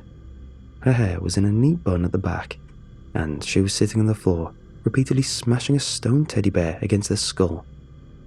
Several of her fingers and toes were scattered around the floor in a circle around her. Her blood was the first bit of colour I'd seen in hours. Despite her face being mangled beyond recognition and her eyeballs and teeth exposed in a horrifying wide-eyed stare, I knew in my heart who it was. It was Becca. From behind me, I heard a disgusting, deep laugh and the patter of huge, misshapen feet ascending the stairs behind me. I leapt into the attic and merely caught a glimpse of the lumpy-headed entity bounding up the stairs, its eyes white with sadistic hatred and joy, and its entire body moving in an unnaturally elastic manner before slamming the door shut and locking it. Immediately, the thing slammed into the door, chuckling like some kind of demented seal and pounding the door without mercy. I turned my head to Becca, who'd finally stopped slamming the stone toy into her head. In an almost calm trance, she noticed me and slowly picked up one of her severed fingers like a pen. She scribbled a message on the floor. Not dream. As the door burst open and I was thrown to the floor, I caught one last horrible glimpse of the creature's bulbous head descending upon my body before awakening in my bed, my final screams and its laughter still echoing in my ears. My bed was soaked with sweat and my leg muscles were brutally sore. My shaking hand gripped my phone. I navigated to Becca's Facebook page. It had been deleted. I felt an awful dread building in my stomach. A Google search of her name returned news results of a young woman who'd been missing for several weeks. I clicked on one of the articles and the headline said, "Horror scene in small town, a bloodbath with no body." The photo under the headline was a 3-story house in my hometown with caution tape surrounding the perimeter of the property. It was the house from my dream. There was a video attached from the matching news broadcast. A woman's voice played over shots of the house being combed by the police. A horror scene in the sleepy town of Peabody, Massachusetts. A murder without a body, straight out of a slasher flick. She spoke in that stereotypical news reporter voice. The camera cut to a shot of the chief of police giving a press conference. "We are shocked and saddened by this tragedy." It cut to a photo of Becca. The woman's voice came in again. "The victim, Becca Sanderson, a 28-year-old woman and beloved mother and member of her community." It got back to the press conference where an older man was shakily reading from a prepared statement. "We know you're out there, sweetie, and we will find you," the man said, his hands quivering. He took off his glasses for a moment to wipe the fog and tears from them. "And to the sick, disgusting monster who took our baby away, please, just let her go. Let my baby go." He started breaking down in tears while another woman came up to the podium to help him down from the stage. The host's voice came on again. "It's unclear if this was a murder or a kidnapping, as the scene was a bloodbath, with several of her severed fingers and toes being discovered in rooms throughout her house." At that moment, I locked my phone. I didn't need to hear any more. I knew. She wouldn't be found. I spent the entire day silently trying to process the previous night, every little sound startling me. I didn't shower or eat, and I couldn't even take off my shirt for fear of closing my eyes that long. I was on high alert and sleep deprived and terrified of something that I couldn't even comprehend. As the evening turned to night, I felt a dread set in. I tried so hard to stay awake, but as I passed out, I found myself again in that infinite dark room. When I shined my phone's flashlight, there were rows of plasticky houses as far as I could see. I knew he was out there, watching me. I ran in a random direction as fast as my legs would carry me until I could find a lit-up house. When I saw a marble house with a light in the window, I headed in through the front door, slammed it shut, and tipped a bookcase over to block it. Immediately, I heard the thing slamming on the door and breathing loudly. I ran to the kitchen to try to find something to defend myself with. A knife block, perfectly recreated in white, taunted me from the sterile counter. I grabbed the longest, sharpest knife I could find and held it close to my chest as I hid with my back to the fridge. Wake up, I whispered to myself, shaking wildly. I heard the piece of furniture that I'd barricaded the door with slide mercilessly out of the way as the creature made its way inside. I was so scared I didn't even want to hear it breathing, let alone see that perverted smile. Without any thought, I took the knife and stabbed myself in the leg. I awoke immediately in my bed, with a pain searing through my leg. I ripped off the cover. A long gash ran through the length of my leg, and an equally long trail of red soaked into my sheets and mattress. I called an Uber and wrapped a towel tightly around my leg with packaging tape. The Uber gave me a bored and impatient look as I limped into the back seat of a van, with extra towels to prevent any blood from getting onto the upholstery of a car. At the hospital, the nurses struggled to get me to calm down, asking me how I'd managed to cut my leg open. I rattled on hysterically about cutting myself in my dream as they peeled the ruined towel from my wounded leg. "We're just going to give you something to calm you down," I heard as the nurses struggled to keep me still. I saw a nurse flicking a needle and realized they intended to sedate me. I struggled and shouted that I couldn't go back to sleep. I felt a sharp prick, and I was back in the endless, unnameable void, surrounded by perfect, lifeless houses. I quickly tried the nearest house, but its door was locked up tight. Peering through the window, I could see a man inside, tears staining his cheeks and blood covering his hands.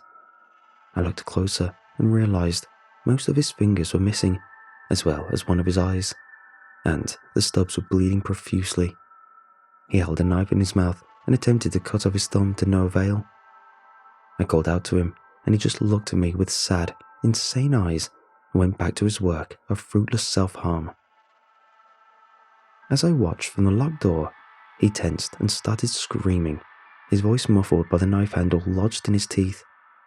He tried to kick his way across the floor as a bulbous, fleshy thing emerged from the cellar door, mocking his struggles with his own deformed body. The creature lacked any arms and legs and shambled across the floor, gaining on him fast. Before I could register what was happening, it had latched onto his leg with its gaping mouth. Only a few thin black hairs adorned its pale fleshy head, and it forcibly swallowed the man's foot and then his leg. I heard bones crunching, but its teeth didn't close around the man's leg. It was crushing his bone with just its throat and giggling like an overgrown toddler. At this point, the man dropped the knife and screamed in agony, trying to gnaw off his finger. I ran as fast as I could away from that horrible sight. The man's screams hung in the air, as though I was still mere feet away from him. I needed to find a way to wake up. After checking 10 doors, I finally found one that opened, and I immediately looked for a weapon in the kitchen. The first thing I found was a pair of white stone kitchen shears, and I stabbed myself in the leg with them.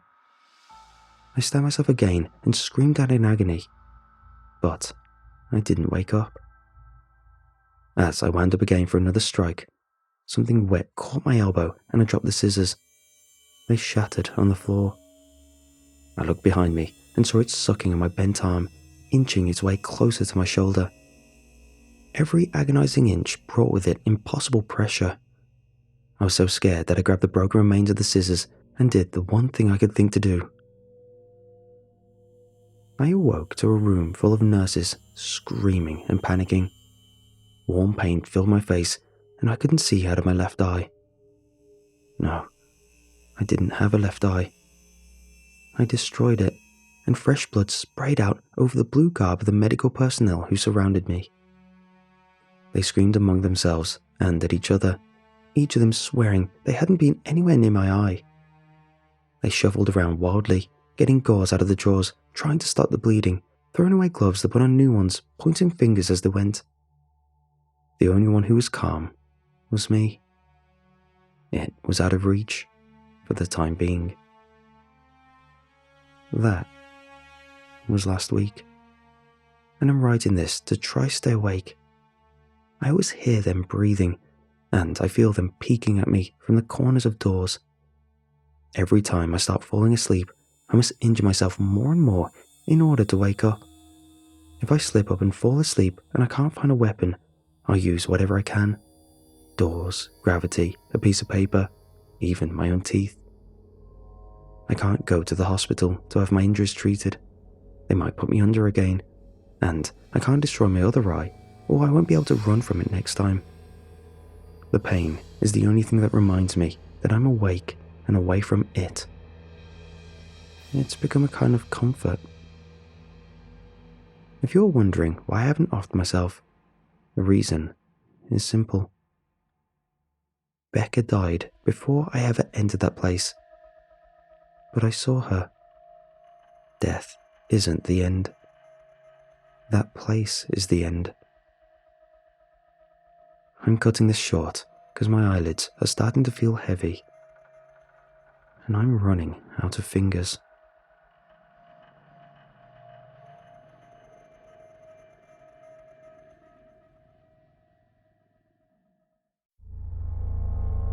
I stayed at a haunted house a few years ago, and no, I didn't misspeak.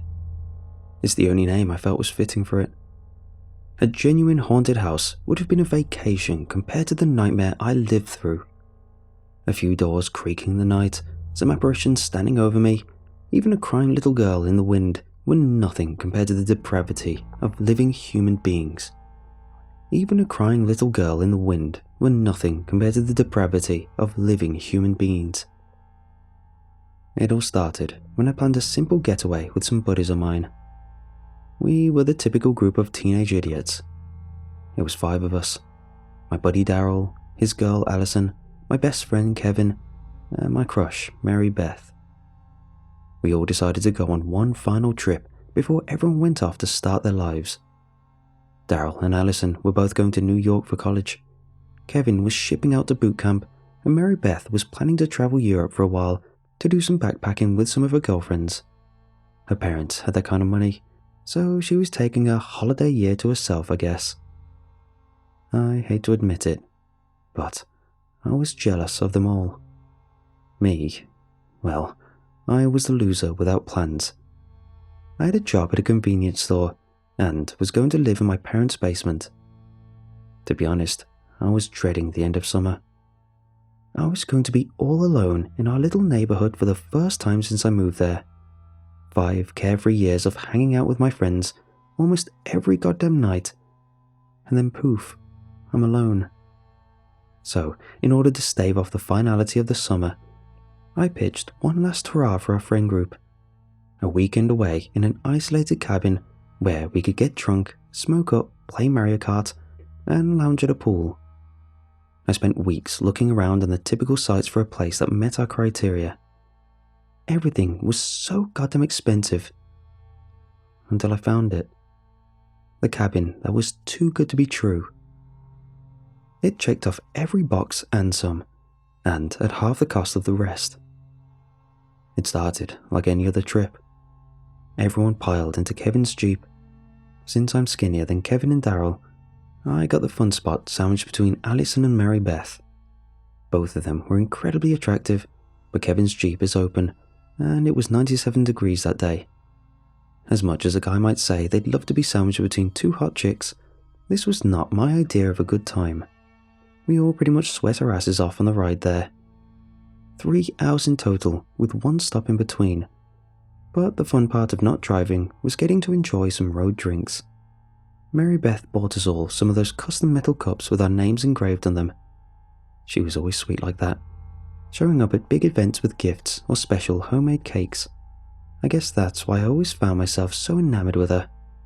She just had a genuine kindness to her that most girls my age didn't have. I could never work up the courage to tell her how I felt, and to be honest, I had no intentions to on this trip. I knew how the story went. Even if I spilled my guts to her and confessed all my feelings, the best case was we would have 2 to 3 weeks before she went off to venture across Europe and forget all about me. I didn't want to put either of us through that awkward long-distance situation, so let sleeping dogs lie was always what I told to myself. I was a damn idiot. I squandered a chance I'll never get back. After a few hours, our GPS veered us onto a back road that stretched deep into the woods. Daryl decided to be cute and hummed the banjo song from the Deliverance movie. Allison yelled at him to shut up, half joking but half serious. Just saying, backwoods and black people don't usually mix, babe, he half-heartedly laughed. Everyone else in the car giggled at his joke, but the scowl on her face told us that Allison did not find it funny. Not that she took offense to Daryl's joke. She just started the trip with an axe to grind. She was already mad Daryl wouldn't sit in the back seat with her, so add in the alcohol, the heat, and a long drive, and we had the perfect recipe for some drama. It was no worry though.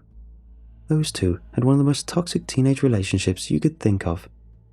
They probably broke up monthly, but they always wound up making out on the couch by the end of any night they were together. It was exhausting, but we were all used to it. "Don't worry, bud, you got me," Kevin said, slapping Daryl on the back. What a true statement that was.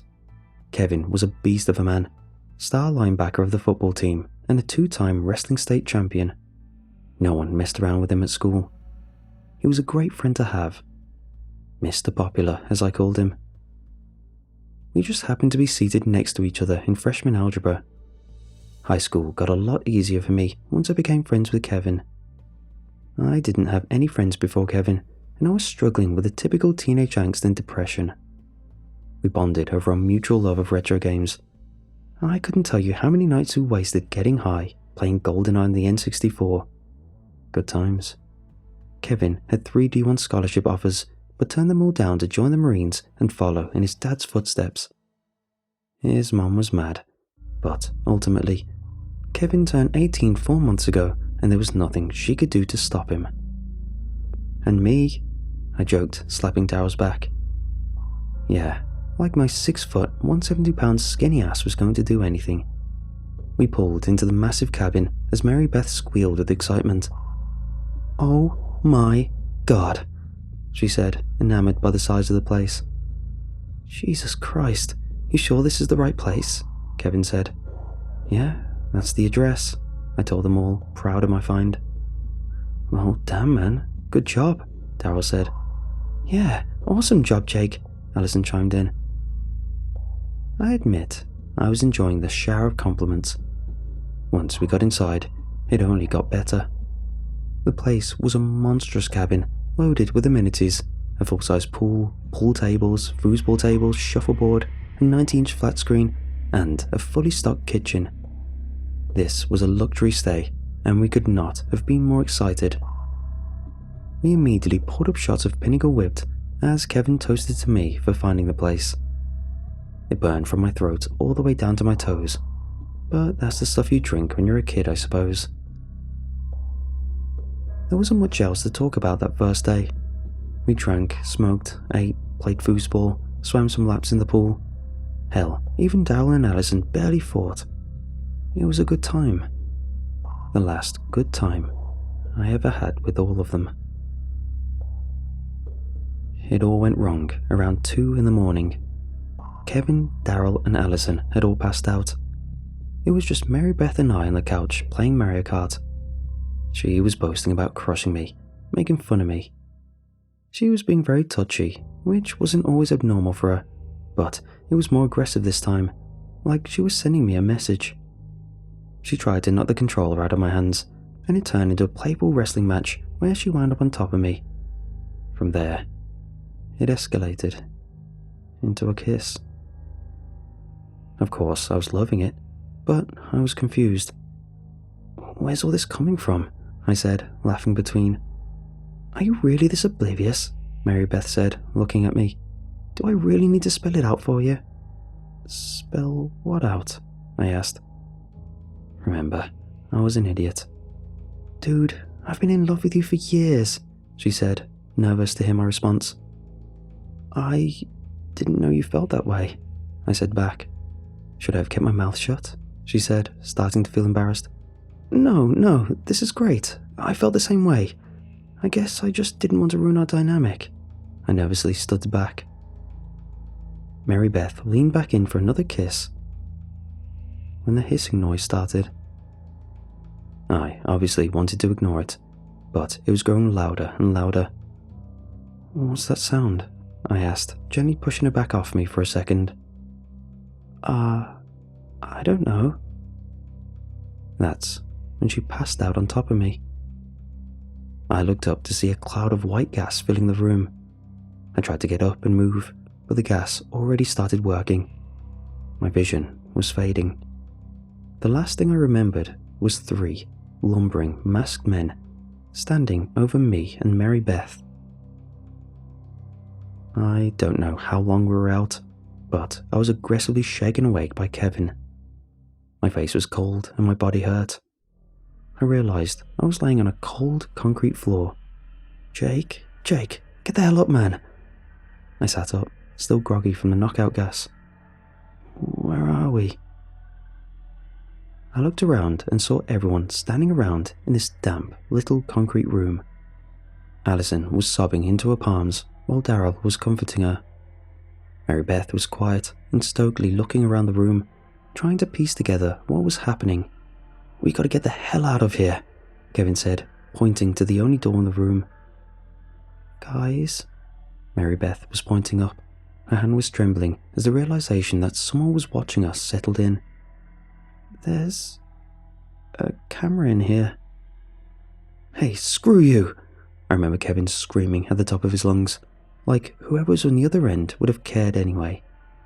It was about this moment that the door unlatched and slowly swung open. We all braced, waiting to come face to face with our captors. And then, nothing.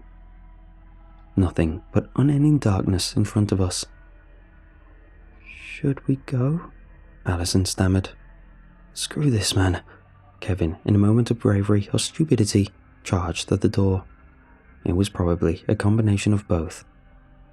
We saw him trip, heard a deafening bang, and then stood there in utter shock as the warmth of Kevin's blood and brain matter splattered across our faces. The lights outside the room finally cut in, and, one by one, we all came to the horrific realization of what just happened. Kevin, my best friend, triggered some kind of tripwire in his testosterone-laden bull rush. Blood, brains, and shrapnel of his skull blanketed every inch of the walls around him.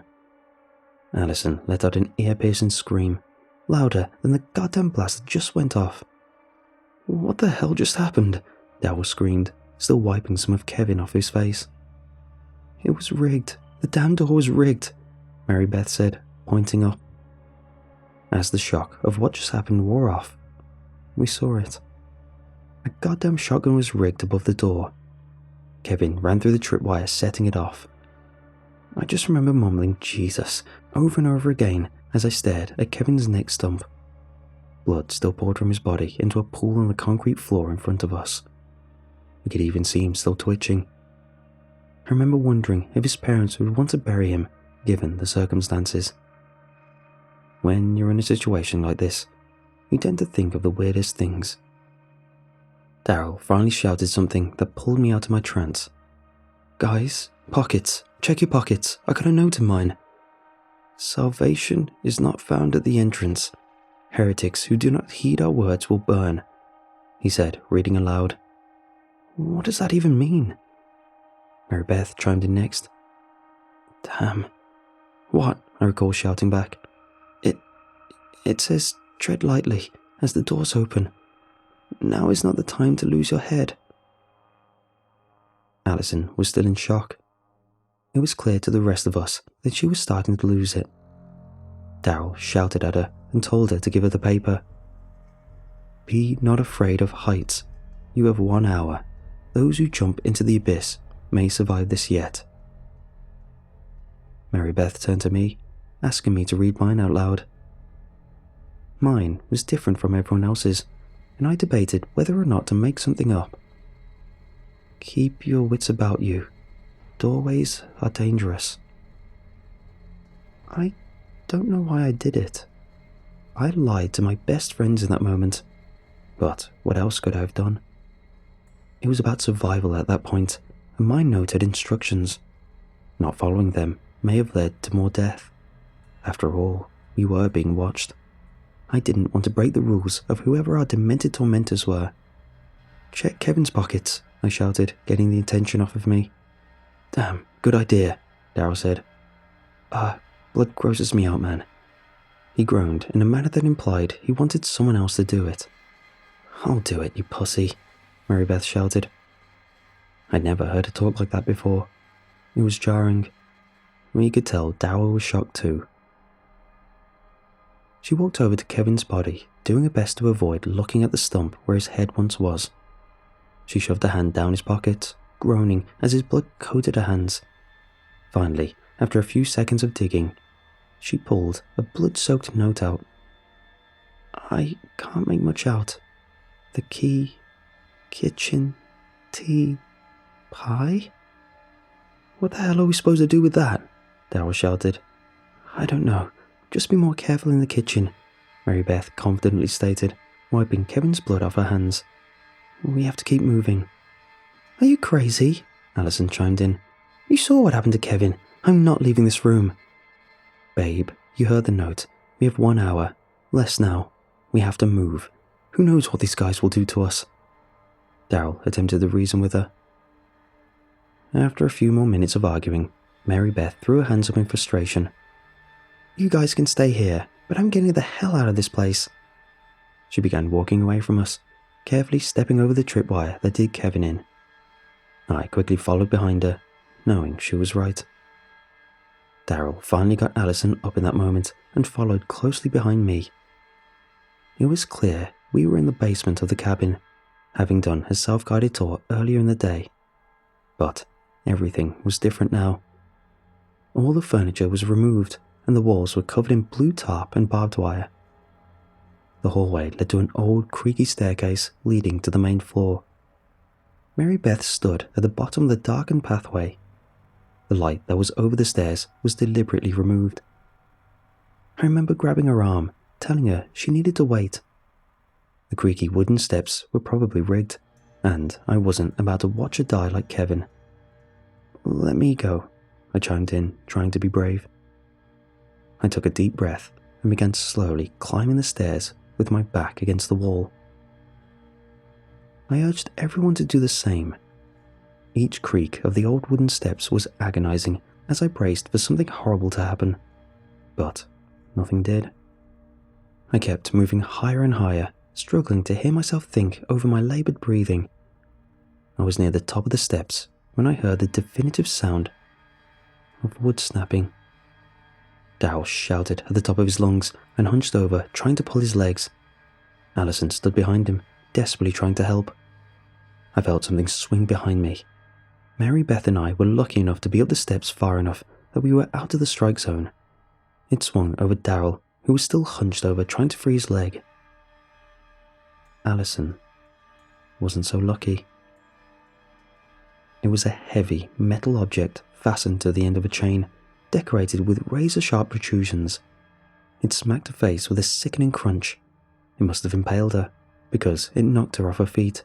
But she still hung there, trying to claw at the object to no avail as the life slowly faded from her and her arms dropped to her sides. Blood poured down onto the floor as Allison's lifeless body hung there at the bottom steps. No, no, no, no, no. I'll never forget Daryl's guttural screams as he watched the limp body sway back and forth. Daryl must have triggered another trap. I'm guessing since Mary Beth and I were lighter and were able to pass over it. He ripped his leg out of the split wood and ran down the steps to Allison, desperate to help her. It was already too late. She was gone in a matter of seconds. Her face was practically caved in and the spikes went clean through her skull. Daryl lost it at that moment. He stormed up the steps, eager to fight whatever psycho put us in this mess. He bashed through the door with no regard to his safety.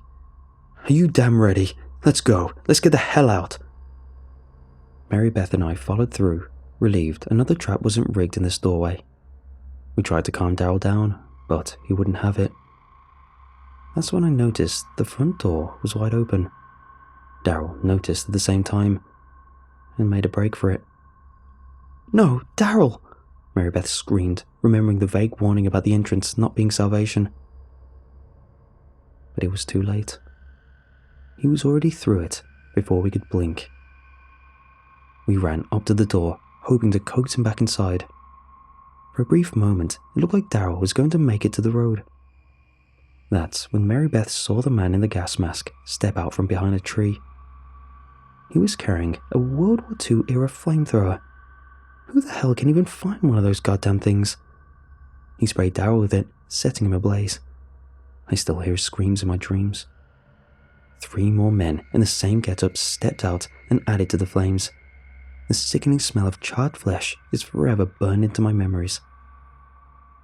It probably took a few minutes for Daryl to stop moving, but it felt like hours. The 3 men turned towards the entrance and simply stood there. It was clear they were all but daring us to try and make a run for it. I backed away from the door and pulled Mary Beth with me.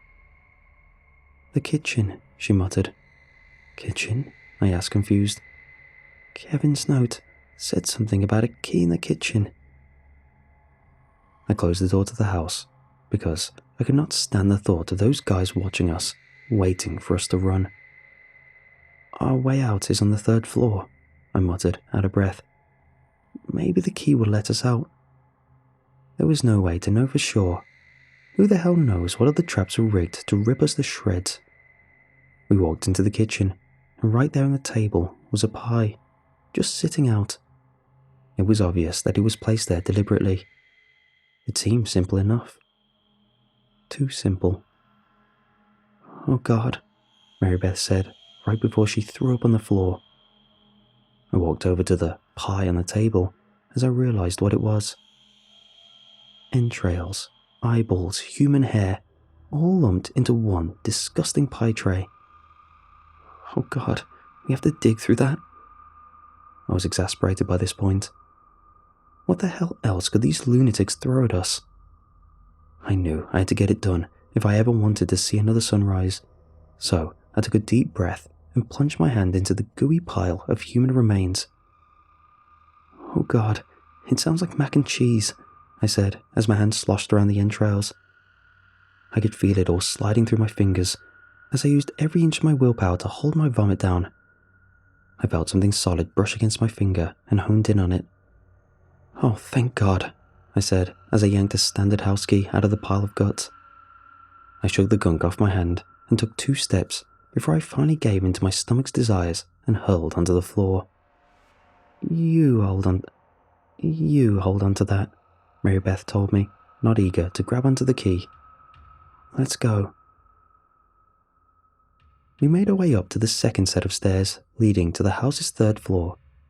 Once again, we crept up every step, snuck around every corner, and carefully tiptoed through every doorway until we finally found it. The master bedroom with a bright red freedom painted above the room's only padlocked window. I pulled the key out, released the padlock, and pulled the locking contraption off the window. Mary Beth had to help me, but we slowly slid the window up, making sure not to trigger any more traps. We peeked our heads out and looked down. It was pitch black. The note said, "Jump into the abyss," she recalled. "I'll go first," I volunteered. It wasn't an act of bravery, more an act of self-preservation, but she saw it as brave. I slid through the window feet first and closed my eyes. It was now or never. I let go, hoping for the best. I felt the cool night breeze whip against my face. I braced for a hard thud of the ground, but instead, I hit something soft. It was one of those inflatable bounce mats the firefighters use to catch people in burning buildings. I called up to Mary Beth and told her to jump. She was right behind me, hitting it hard enough to send me bouncing back into the air and onto the grass. She quickly helped me to my feet, and we looked into the forest. "We have to run." She could barely get a word out before 4 masked men ambushed us. They grabbed us both and forced us to our knees. Another one of the sickos started clapping, cackling behind his mask. Well, well, well, he said, muffled behind his creepy Nixon mask. What a show. Screw you, Mary Beth screamed. You shouldn't be mad at me, Mary Beth. You've been played, the man said, gesturing to me. What the hell is he talking about? Mary Beth exclaimed. I'm sorry, Mary Beth. I'm so sorry, I cried. The game had rules, and Jake here played it perfectly. Go on, tell Mary Beth what you withheld from everyone. Jake, what is he talking about? Mary Beth said, with desperation behind a wavering voice. I lied about my note, I said, ashamed to look at her. What do you mean? She said, almost ready to cry. I'm sorry, Mary Beth. I was crying at this point. It said, first someone to escape gets to go home. You coward! She screamed, and she was right. It was cowardice. I sacrificed her to save myself. Oh man, I always love when we do this one. It's such a fun social experiment, the masked man shouted. Jake, you're free to go. Mary Beth, sorry about your luck, kid. Just leave, Mary Beth screamed. I hope you enjoy your stupid life knowing what you did to me, you piece of... I couldn't look her in the eyes anymore at this point. The shame of what I did was too much. Oh, you guys are going to make me cry. Knock them out, he barked to his men. The last thing I remember is the feel of a sharp needle in my neck. I woke up in a hospital bed a few hours later. I sat up, thinking I hallucinated the whole thing. That was, until I saw the note sitting on the table next to my bed. It was written on the same paper that we had in our pockets at the beginning of the night.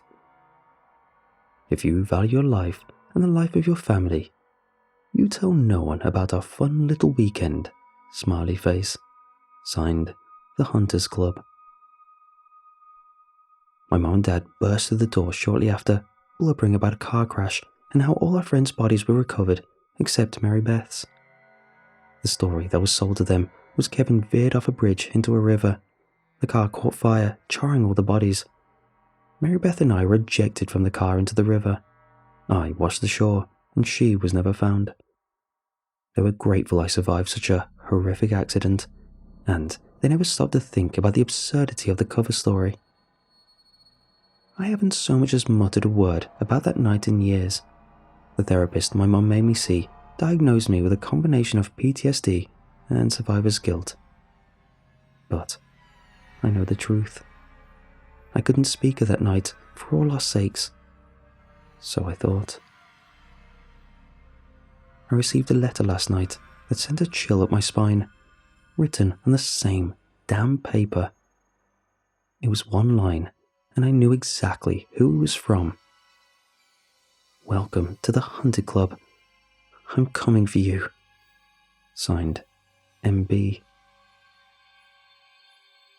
I'm sure my days are numbered.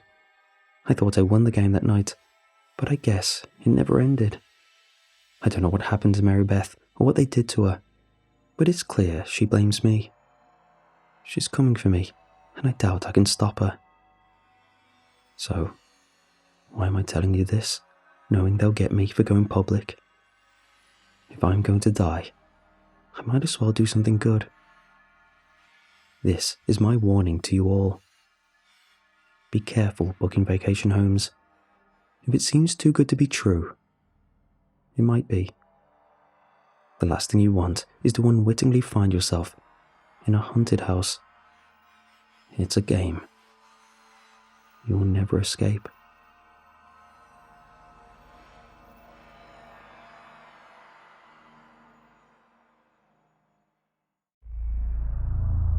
I was raised in a foster home.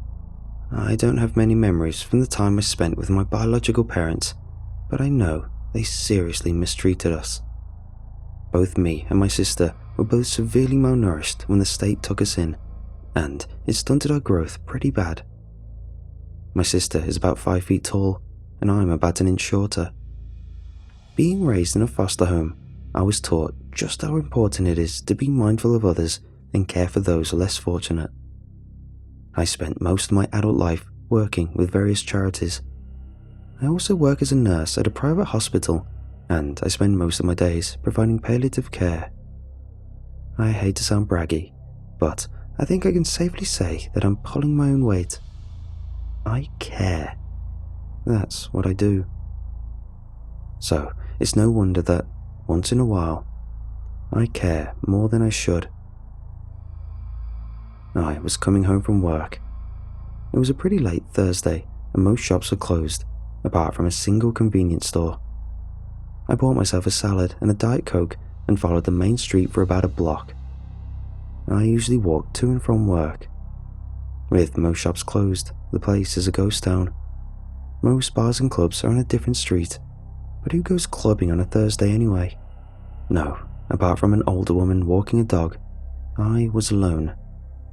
I don't mind. I'd walk this street 1,000 times. There's a fork in the road where they've put up pedestrian lights. 4 roads meet, and is by far the most infuriating intersection in town. As I rounded the corner, I saw someone standing there, pressing the cross button. It was a kid. It wouldn't matter how many times he pressed the button to cross, the light was broken. But he just stood there, crying, pressing the button. There wasn't a single car on the road, but you know how kids are. He was about 7 years old, with Asian features and a pale complexion. His eyes were red from crying, and he was shivering. It was mid-February, and there was still plenty of snow outside, yet he looked ready for summer. "Come on," he cried. "Just come on." He kept pushing the button, but nothing happened. I walked up to him and crouched down to meet his eyes. "Hey there," I said. "Are you okay? Where are your parents?" He just pointed down the street and shook his head. "They went ahead," he said. "They left me." "I'm sure it was a mistake. Want to go find them?" "You can't cross," he cried. "It has to turn green." "The light is broken, sweetie. You'll be stuck here forever if you wait for it to turn green."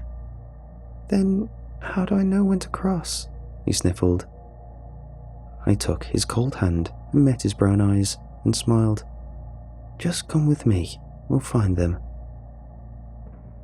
That's how I first met Frederick, or Fred. Such an adult name for a scared little kid. Long story short, we didn't find them. We searched for hours. When I called the police, I was told no one had reported a missing boy. He wasn't being looked for yet. As someone who had a vague memory of abuse and neglectful parents, I got a chill down my spine. Was this my time to step up and help out someone like me? Child Protective Services were eager to help, but the kid didn't want to go with them. He wanted to stay with me. I had Friday off, and then there was the weekend, so I didn't mind. I had to fill out a few forms, and they had to come back to my apartment to make sure it was safe. But that was it. It was just a temporary solution anyway, so they were pretty relaxed about it. A temporary foster home. What goes around comes around. During that whole time, that little hand never let go of me. He needed me. At the end of the night, he came home with me. I offered him my bed while I slept on the couch, but he refused. Instead, he wanted to sleep next to me. Of course he could. He had a shower and I made him some juice and toast. We watched cartoons in bed until we fell asleep. The first night, I stroked his hair and sang to him, like my foster parents had done to me all those years ago. He looked so peaceful. It wasn't peaceful for long though. Sometimes during the night, I woke up to the sound of someone vomiting. I rushed into the bathroom and switched on the lights, but it stayed dark. Fred was bent over the toilet with shallow breaths. "The light," he coughed. "It's broken." "I'll fix it, sweetie. Are you okay?" "I'm allergic to oranges. I didn't want you to get mad at me." I comforted him as best as I could. I sat next to him for at least an hour.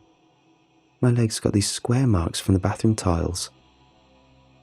The next day, Fred stayed in bed. He said he was really tired and that he just wanted to rest. He asked me to keep the blinds closed and the doors shut, and to leave him some water. I was worried sick. At first, I thought he had a fever, but then again, it could just be a stressed stomach. I figured he had to be going through hell, not knowing where his parents were or why they'd left him. I put on the TV, left him some water, and told him I'd be in the next room whenever he wanted me to make him something. He stayed in bed until at least 6 p.m, all day. When he finally got up, he seemed in much better spirits, and he munched down a plate of sausage and macaroni in an instant. He was so much more cheerful. A man from CPS came by with some extra clothes earlier in the day, so Fred got a fresh change. Looking at Fred that night, you couldn't tell he'd been abandoned the day before. He was just an ordinary kid, eager to explore the world and make up new adventures. I bought an old butterfly net, and we went to catch moths in the park. I got us both a soda, and we walked around town playing Pokemon Go. Fred had a lot of opinions on the best evolution of Eevee, and he wouldn't shut up about his favourite Pokemon, Gliscor. We were about to head back at 9 p.m, but Fred wanted a last walk by the monkey bars before we went home. I caved. We took the long route back home, so we'd walk past the monkey bars. Fred was way too happy for a kid who just lost his parents. But then again, maybe it wasn't that much of a loss. There was another kid playing at the monkey bars. He was maybe a year older, with shoulder-length strawberry blonde hair. I thought it was a girl at first, but Fred seemed to know him. "Mom, Mom," Fred called. "It's Derek. Can I play with him?" "Mom? I'm already Mom?" I didn't want to correct him, but the word hit me like a brick. Dumbfounded, I just nodded. Of course he had friends, but they were out way too late for kids this young. The two of them laughed and played until well past 10 p.m. when I convinced him it was time to go. They could play again tomorrow. It was too late. We got home, I drank a glass of orange juice, and we turned in for the night. The next day, I woke up at 11 a.m. I'd slept for almost 12 hours. The kind of sleep where, when you wake up, you barely know who you are anymore. I had an explosive headache and I stumbled into the bathroom. I barely even thought about where Fred was. The bathroom light was still broken. My headache was so bad that I threw up. I tried my best to clean it up in the dark, but it was hard. The smell remained even after a shower. I came out into the living room to find Fred and his friend Derek playing. Derek had brought an iPad, and they were taking turns looking at YouTube videos. They'd covered the windows to darken the room and made a blanket fort. Before I even got the time to question it, Fred hugged me. "I made you lunch," he said. "It's in the fridge. I didn't want to wake you." I kissed his forehead and checked my phone. 4 missed calls, all from CPS. I opened the fridge, but the light didn't turn on. I could barely see anything. The fridge was still running. It was cold, but the light was busted. With the covered windows and no other lights on, it was almost impossible to see what he'd made. Using my phone as a flashlight, I found a plate of ham and cheese sandwiches. Then, as I closed the fridge, I noticed 2 shining eyes looking back at me. Like the eyes of a cat, reflective, before they disappeared into the blanket fort. I barely had time to register it before Fred interrupted my thoughts. He was standing in front of me, hands behind his back, looking worried. "Are you okay?" he asked, rocking back and forth. "I'm fine," I lied. "It's just, the light is broken." "The light is broken," giggled Derek from the blanket fort. "Is Derek allowed to be here?" I asked. "We should call his parents." "They're working," said Derek from the fort, "but okay." "You can have the number," said Fred. "Here." He scribbled it on a post-it and handed it to me. The kids were so eager to get back to playing that I didn't know how to handle it. I called Derek's parents. They said everything was fine and that he could stay as long as he wanted. They didn't ask any follow-up questions, and they barely even cared about who I was or where I lived. They seemed irresponsible, quick to anger, and very busy. I couldn't blame Derek for not wanting to spend time with them. Once it was dinner time, I thought about making a chicken salad. Fred suggested we get pizza. Derek agreed. We were playing games on the iPad and watching cartoons, and as I knew this was a temporary arrangement, I couldn't say no. They asked if they could stay at home while I got the pizza, and I said it was okay as long as they didn't answer the door. "Thanks, Mum," said Fred. "You're the best." It didn't sit right with me. I was just about to head out, but I turned at the door and met his eyes. "I'm not your mum, Fred." I don't know why I said that. His gleeful expression faded from his eyes. With a completely deadpan expression, he responded, "Fine." When I got back, the front door was unlocked. I hurried inside. Every single light in the apartment was broken by now. Every door was open, every window was covered, and there was no one there. I dropped the pepperoni pizzas flat on the floor and called the police. My fingers trembled so bad I could barely type the number. A patrol car came by and I talked to 2 officers. Apparently there was still no reports of a missing child. They looked through the apartment, checked the blanket fort, and promised to search the area. There was nothing more to do at the moment. We called CPS and I was told to update them as soon as I could. If Fred was some sort of flight risk, he might need to stay at a more secure location. Later that night, I was alone in a dark apartment. Not a single light was working. As I sat down on my bed, I couldn't help but cry. I was so disappointed in myself for not being able to take care of this kid, to not being able to just live with that title of mom without opening my stupid mouth. Of course he was upset. He was staying with a stranger who didn't want to be his mom. I couldn't blame him. By midnight, I was exhausted. I just laid in bed, counting down from 1,000, hoping it'd put me to sleep. It didn't. Somewhere around 2 a.m., I heard a noise from the living room. A chair moved. I hurried out, using my phone as a flashlight. I'll never forget that sight. There were dozens of little eyes reflecting in the light of my camera. At least 13 kids in the middle of my living room, cramped together. How did I not hear them enter? Sitting on a chair, facing the bedroom door, was Fred. He was dressed up in a black shirt and a white tie and black jeans. It was something an adult would wear, not a kid. He got up on the kitchen chair, making himself just as tall as me. What is this? I stammered. There were all kinds of kids, some as young as 4, maybe 5 years old, the oldest no more than 11. A dignified and erstwhile undertaking, said Fred. He had a lower voice than before. His hair was combed and parted, cared for. Turn the damn light off, he continued, pointing at me with a stiff finger. They pushed me down to the floor. Tiny hands held me down and covered my mouth. Fred towered above me with a kitchen knife as my phone went dark. The light broke. Even with no light in the room, the little eyes shone. I could see their perfectly white teeth framed by blood-red gums.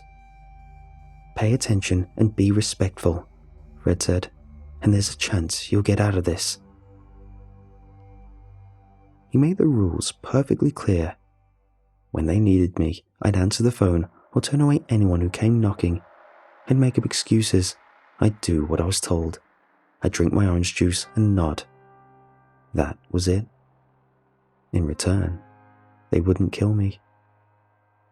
This wasn't Fred anymore. This was Frederick. I was locked in the bathroom. In the course of less than half an hour, I'd gone from a grieving foster parent to a prisoner in my own apartment. This continued for several days. The lights were still broken, so I lived in complete darkness. Every now and then the phone rang, and a kid came in to let me answer. They all had knives, and if I stepped out of line, they were ready to make short work of me. They all seemed so chipper and upbeat, not at all like a normal kid would be in this situation. There was something deeply wrong with them. These weren't normal kids. In a couple of days, I only got a few calls. Once from work, where I had to explain I was really sick. I could barely breathe, having a knife pressed against my jugular. 2 calls from CPS to make sure everything was fine and that I would come down to sign some papers at the end of the next 7-day period. 1 call from a work colleague who wanted to check if they should bring me anything. I would hear the kids go quiet at times. Moments later, the door would open. Sometimes I'd hear an adult voice. Sometimes I'd just hear a dragging noise. Once I heard a man asking about the little girl, only to be instantly silenced. I think they killed him. Sometimes they'd all just start laughing. It happened spontaneously and in unison. Empty your lungs kind of belly laughter from a dozen kids all at once. Some of them wouldn't even laugh. They'd shriek and stomp. The apartment started to smell after just 2 days. I was given orange juice and sandwiches, but that was it. I stopped drinking the orange juice after I realized it smelled funny. I think they drugged it. I drank water from the tap instead. I was going mad, imagining what they were doing out there. A few hours before dawn, I'd hear them leave the apartment. Maybe they thought I was asleep, but I was convinced they didn't leave more than 1 or 2 kids behind to guard me. One of these mornings, I finally worked up the courage to try and break out. They always had kids stationed outside to guard me, but I was actually drugged up and asleep during the daytime. This time, when I skipped the orange juice, I was fine. When I finally worked up the courage to peek outside, I realized there was no one there. The bedroom was empty. I peeked into the living room. Clouds of flies exploded as I opened the door. The smell stunned me. From a quick peek, I could see body parts scattered on the floor, a pile of wet clothes by the half-open, broken fridge, a torso propped up in the hallway, used as a knife block, post-it notes with smiley faces and flowers on the kitchen counter, bloodless legs poking out of the blanket fort like stacked firewood. Cigarette butts were scattered around the kitchen area, sharing the space with maggots. Still, all that gore, and barely a drop of blood spilled. Frederick was still in the middle of the room, levitating 2 feet off the ground, motionless as if hung from an invisible string. Eyes closed, he didn't breathe. His white tie splattered with red, his hair thick and unkempt, long canines poking out from his drooping lower lip. My mind broke. As my body relapsed into a panic, I burst through the bedroom door in a sprint. I couldn't hear Frederick's footsteps, but I knew he was right behind me. "Mom," he laughed. "Mom, wait." I slammed myself through the front door and into the sunlight. As I turned around, he was gone. A black shirt, a white tie, and a pair of black jeans laid empty in the hallway. The light broke him. The police didn't know what to make of it, and there was even talks of bringing up charges against me, as if I'd made up the story about the kids in the first place. They're still discussing it, but I'm not the main suspect. There were cameras who caught the victims walking into my apartment on their own. There was not a single captured image of any of the kids, not even Fred, not even when I knew he was right next to me, holding my hand. Still, there were plenty of witnesses. There had been kids there, no matter what the camera said, but it was hard to explain. I moved out in mid-March, and I'm living in an undisclosed location. The newspapers don't know what to call these murders, and the sheriff's office has forbidden me from leaving the state. I don't know if you've even heard about it. Most haven't. I think there was a blurb about it in the local paper. I thought 4 dead would be a bigger deal, but apparently there are unclassified deaths all the time. Funny how they lump this in the same category as someone being crushed by a vending machine. But for the past few nights, I've been getting a bad feeling. It started as just a feeling, at least, but there's more to it. I think Fred and his gang are still out there to some capacity. I've started noticing little flowery post-its at work, some light switches needing an extra push. Or, like just the other night, I was gonna watch a movie, so I got Coke from the fridge. Then and there, the light broke. And I swear, I heard a goddamn giggle outside the window.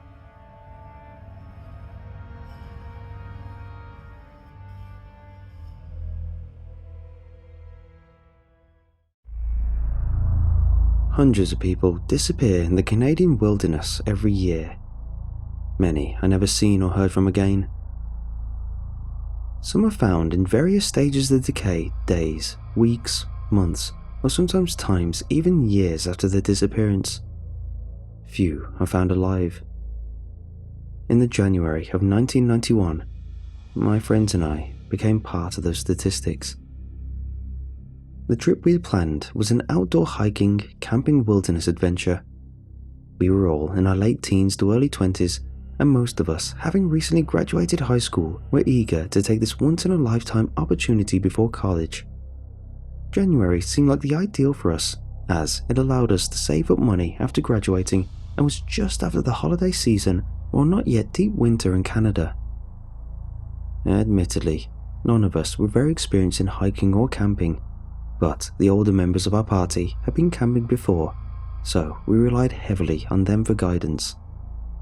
We had also heard that Canadian people were very kind to tourists and expected to make friends out on the trail who could help us if anything bad happened. When we arrived, we weren't disappointed. Everyone we met was helpful and nice. It was a bit colder than we had expected it to be, but it didn't dampen the experience. About a week into our trip, we experienced our first trail closure. It was intended to be a 3-day trek, if not 4 when considering a leisurely pace. However, severe weather was expected, therefore the trail was tagged as off-limits. To say we were disappointed was an understatement. We stood for a while at the trailhead, complaining amongst ourselves, because, as far as we could tell, the weather was perfect. Bright sunshine, no clouds in the sky, no wind. We came to think that the trail close sign was for days past and someone had just forgotten to take it down since the area was so remote. Which is why we made the decision to ignore the warning and venture out regardless. It's very easy to disobey a warning you believe to be unnecessary, and even more so when no one's around to see you disobeying the aforementioned warning. I still think about that trail close sign occasionally. I see it when I sleep, and sometimes when I'm daydreaming. In my imagination, we turned back with disappointment. In reality, we walked on obliviously. We chatted lightheartedly. My friend Tim, who was a 6'2" solid brick, made jokes endlessly, and my girlfriend Katya held onto my arm as we walked across the crisp snow. She was covered head to toe in warm clothing. She had a bright pink beanie, a scarf, and a puffy parka that made her look a little bit like a waddling penguin. We didn't see any wildlife at the time, but we did come across what we thought to be another group's trail. We followed along their path because it was easier to walk where someone else had already trampled the snow, and because we hoped to catch up with them. It reassured us to know that we weren't the only ones out there who disobeyed the warning sign, and somehow this justified our decision. Their trail led upwards into the mountain at a steep rate, and we noticed that it wasn't following any trail markers. We had a brief conversation then about whether or not it was really a good idea to continue following them, but the decision to stop or not was made for us as Sven, the eldest older group member who had been our scout ahead, announced that the trail ended just over the next rise. I didn't believe him at first and insisted on going to see myself. Truthfully, I thought he had just lost the trail and I would somehow be the one to find it. However, that wasn't the case. Instead, it was exactly as he had said. Just over the next rise, the trail stopped. It didn't peter out naturally or change in direction. It just stopped. As if the group before us had decided spontaneously to stop walking at that exact spot and had disappeared as well. Sven and I exchanged nervous glances, and it was then I realized that he had been hoping I would be able to find the trail, but looking around, I could see there was really nowhere else for them to have gone. We were fairly high up in the mountain by now. The snow wasn't terribly thick, but low clouds had blocked out the sunlight, giving the area a grey ambience and limiting visibility to the immediate vicinity. There was a thin forest of tall dark trees to one side, and the cliff face of a mountain to the other. It really was as if they had just vanished. We returned to the main party quite spooked, with a slight quickness to our step, but no one else seemed to notice. In the time we had been gone, the group had set up camp. 3 brightly coloured tents were set up facing a small fire. Tim and his girlfriend, Nina, were rolling a second log into place for seating, and Katya was preparing a stew. This was immensely comforting. There's something about having others around a fire burning that makes you feel safe. When asked about the trail ending, Sven and I both agreed to tell the others that snow had just obscured the trail, not that it had just vanished. As the night went on, we ate and drank. It snowed lightly, and eventually we couldn't see anything past the light of a fire. We were taking turns telling each other spooky stories, so when Nina suddenly put a finger to her lips in a shush motion, we all quietened down with joyful anticipation.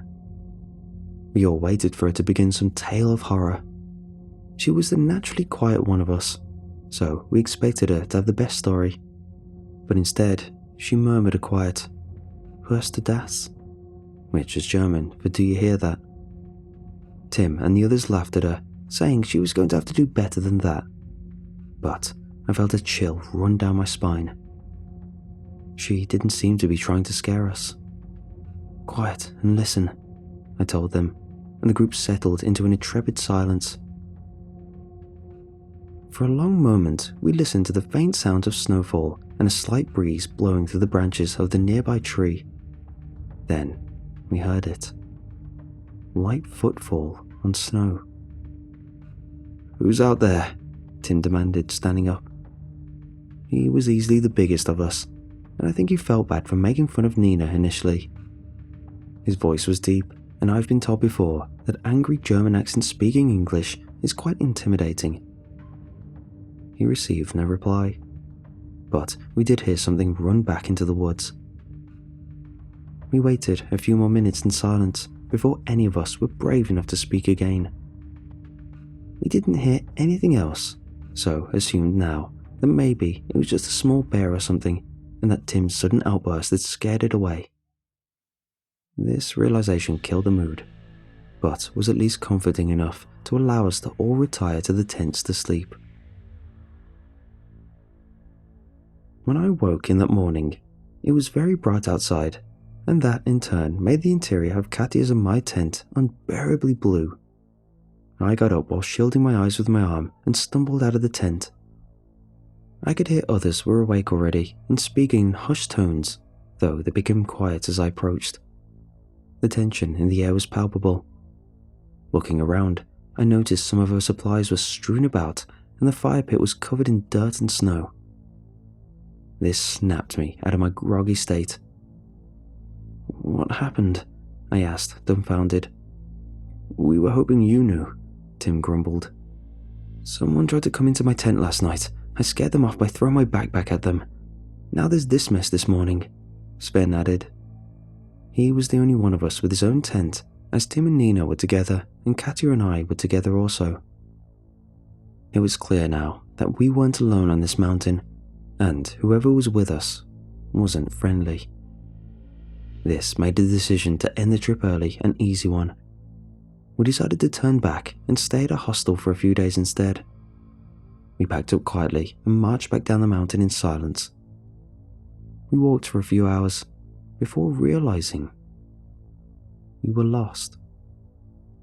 Remembering the day before that we had followed the trail of what we had assumed to be fellow hikers rather than the trail markers, we cursed our own stupidity. The endless white expanse ahead looked the same forward and back. Our only guiding landmarks were the forest and the mountain itself. At midway, we stopped for lunch. Eating then was significantly less satisfying, for the mood overall was dampened. While we ate, I stared into the forest absent-mindedly. Katya stayed close to me, but she kept her attention focused on the ground. The others, I'm assuming, did the same. It was then that I noticed movement between the trees. Multiple somethings, were darting quickly between the tree trunks. It was hard to make out exactly what they looked like. Fairly small, I would say, almost ape-like, at least in the way they moved. Wordlessly, I pointed them out to the others, and we all unanimously agreed to move on. From then onward, we were never truly alone. Whenever we stopped for a break, these things came in closer. When we moved, they seemed to keep more distance. Either way, they were terrifying. We agreed that we shouldn't run, in case that triggered some chase instinct or something, but that alone was very difficult. Every time I happened to see one skitter across the snow behind us, I wanted to run, and I'm sure I wasn't the only one. The second night closed in on us way too fast. We weren't prepared at all. We rushed to set up all 3 tents, though all of us slept in the middle one together. We lit 2 fires and wedged ourselves into a small overhang to try and create a sense of safety. With all 5 of us in the one tent, it was quite cramped, but it did feel safer. I slept for a short time, but woke up to the sound of light scraping against the fabric of the tent. I wasn't the only one awake. I think we all were, but in the darkness, I couldn't see anything. "Get dressed," I heard Sven whisper, and we all started putting on our hiking clothes as quietly as we could manage. I just pulled on my second shoe when I heard what sounded like a thunder crack in the near distance. The creatures outside the tent scuttled away quickly, and I knew that wasn't a good sign. Outside sounded like a jet engine taking off, only the sound seemed to be coming directly towards us. I heard Nina shouting for us all to run in German, and I took hold of Katya's arm. We ran out into the night blindly. I think Sven was somewhere close to us, but I'm not sure which direction Tim and Nina went. We ran as hard and fast as we could. The shoe I hadn't quite done up fell off, but I didn't slow down. We didn't know then that it was an avalanche. We had no idea what it was. The monstrous roaring all around could have been an angry dragon awakened from its slumber for all we knew. The combination of the deafening sound, darkness and bitter cold as we scrambled half-dressed in all directions, praying we were running the right way, was completely disorienting. Something hard hit my leg and I felt myself get swept away. Katya's hand slipped from mine and we tumbled helplessly in the tidal wave of snow. I vaguely remember hitting something solid. A tree, I guess. And then, nothing. When I woke up, it could have been minutes, hours, or days later. I had no way of knowing. There was pain in one arm, but reaching up with the other, I could feel open air. When I dared open my eyes, it wasn't dark anymore, though it was definitely very early morning. In a panic, I struggled to dig myself out. I shouted for the others, and when I stopped to listen, I heard Sven calling as well. The relief I felt was instant. I wasn't alone. I crawled across the snow to where I could hear Sven. He was only a few feet away, and I realized that he was buried. Frantically, I dug to free him. I had never been more grateful to see another human being in my life than I was in that moment. He was largely unharmed, though bruised, and we concluded that my arm was most likely broken. As soon as we were able, we searched for the others. Our calls rang out across the mountaintop, unanswered for hours. We found one backpack, but failed to recover any of our other supplies. As we trampled over the snow, we spotted a crouched figure in the distance. Nina, we realized. We called out to her, but she didn't answer. When we reached her, she was emotionless and didn't acknowledge our arrival. The snow all around her was scuffed and blooded. Beside her was a bloodied stick, and in her lap she held what remained of Tim. He was without a doubt deceased. Only his upper torso and left arm were intact. The rest of him was stripped of flesh to the bone. It was a horrible sight. "They have eaten him," she said softly. None of us knew what to say. Eventually, we were able to convince Nina to leave his body. We marked it with 2 large branches and tied a scarf to one of them.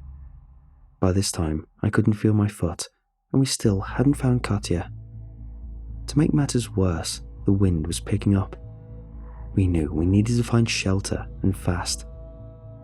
Given our options, we decided our best hope for shelter was among a rocky outcrop that we had passed not long before.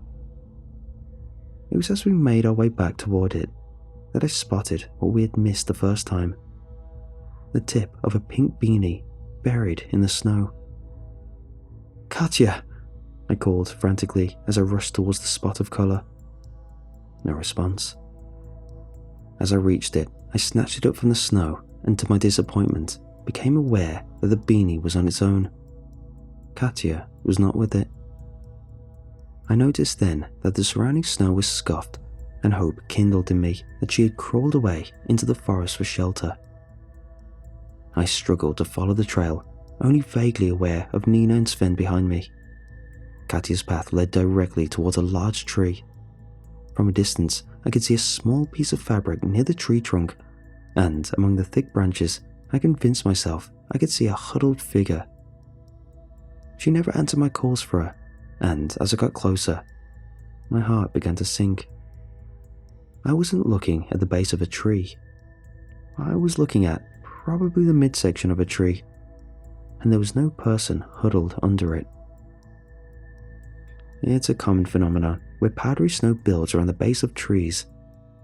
If you don't know what you're looking for, it's easy to forget that snow can be meters deep and that the trees you're looking for are in fact halfway buried in snow. These conditions mean that around the tree trunk forms a deep well that can be quite difficult, if not impossible, to escape on your own. Many people die each year from falling into these things when no others are around to hear them calling for help. They are called tree wells, and as I grew closer, my eagerness was slowly being replaced with despair. The fabric I could see was the helm of a pants. The huddled figure, nothing more than tree branches and wishful thinking. My Katya was dead, crumpled unnaturally, face first into the tree well. It was painfully obvious that she had broken bones, as several of her limbs were twisted at the most unnatural angles, but it was impossible to say whether or not she had died on first impact or slowly suffocated all alone. All I could do was hope for the first scenario over the second. When Sven and Nina caught up with me, their expressions said it all. There was nothing more we could do. We marked a position in the same way we had Tim's, and made our way to the rocky area. Perhaps the only piece of good fortune we had was that we had found a small cave to take shelter in. We lit a fire at the entrance to keep those things away, and to melt snow with. We could never melt enough snow to quench our thirst, but it was a start. We stayed huddled in that cave together, hungry and cold all night. I kept a firm grip on Katya's beanie. Somehow it brought me comfort, and I was able to sleep. When I awoke next, it was dark, but the fire was still burning dimly, so I can't imagine I was asleep long. Beside me, Nina and Sven were also asleep. Sven looked particularly cold. He was shivering even in his sleep. The backpack we had recovered had no additional blankets or clothes, only cooking supplies and a flint, which was lucky enough in itself. Stiffly, I moved to put some more wood on the fire from the small supply we had gathered. However, to my surprise, I noticed someone sitting at the very front of the cave, just past the fire. The back was to me, and I realized that they seemed to be eating something. It was obnoxiously loud. I don't know how I didn't notice it sooner. All the cracking and slurping. I couldn't think what they had. I didn't even know we had food. Gradually, it dawned on me that I actually didn't even know who it was sitting there. Both Sven and Nina were still asleep behind me. The figure moved slightly, leaning back briefly towards the light of the fire as they tore a chunk off of whatever it was they were eating. It was then that I was able to make out the flash of colour. They were wearing a bright pink beanie. Katya's beanie. I felt a wave of terror rush through my veins. I felt suddenly lightheaded.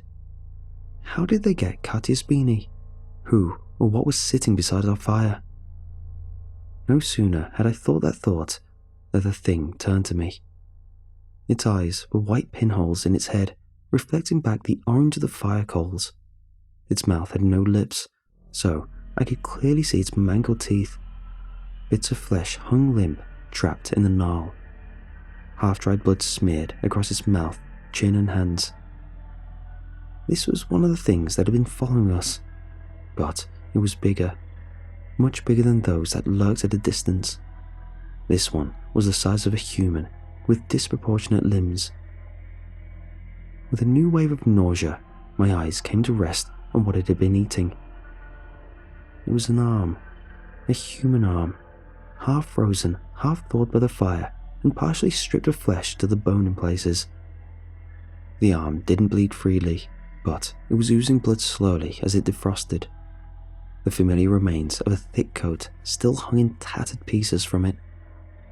I had no doubt that it was Katya's arm. Slowly, the creature moved. It stood into a hunched position and waved the arm at me as if it were waving in a greeting. A wide smile played on its face. How anything can smile without lips is beyond my description, but somehow it did. Scared witless, I fumbled backwards, tripping over Nina and Sven, waking Nina in the process, while Sven remained undisturbed. By the time I could coherently tell Nina that there was something in the cave with us, the thing had vanished. She believed me, but there was nothing either of us could do except stoke up the fire for comfort. I don't remember falling asleep again after that. However, when I awoke next, it was dull daylight. The weather had closed in while I slept, and the blizzard made it impossible to see far past the cave entrance. Sven was in even worse shape by this time. He'd stopped shivering, and we were unable to wake him. His breathing was extremely slow. Seeing his large figure curled up as small as he could get was heartbreaking. Nina and I stayed close to him, trying to keep him warm with our body heat, but I think we both realized at that point that he wouldn't make it. In the end, we stayed, all three of us huddled up together for an impossibly long time. I watched shadows of creatures moving back and forth just outside of the cave. Occasionally, a small one would stop and come closer, bobbing curiously at the very edge of the cave, watching us before skittering off back into the white oblivion. I'm not exactly sure when Sven passed. I do remember that I broke one of my toes off by mistake. Honestly, I didn't even feel it, as by then it was so frostbitten. We remained in the cave for the entirety of that day. I was losing strength, and I felt sure I was going to die as well. Nina went out to get more wood for the fire during a brief period in which the blizzard let up, while I remained sullen in my place. My arm was completely useless.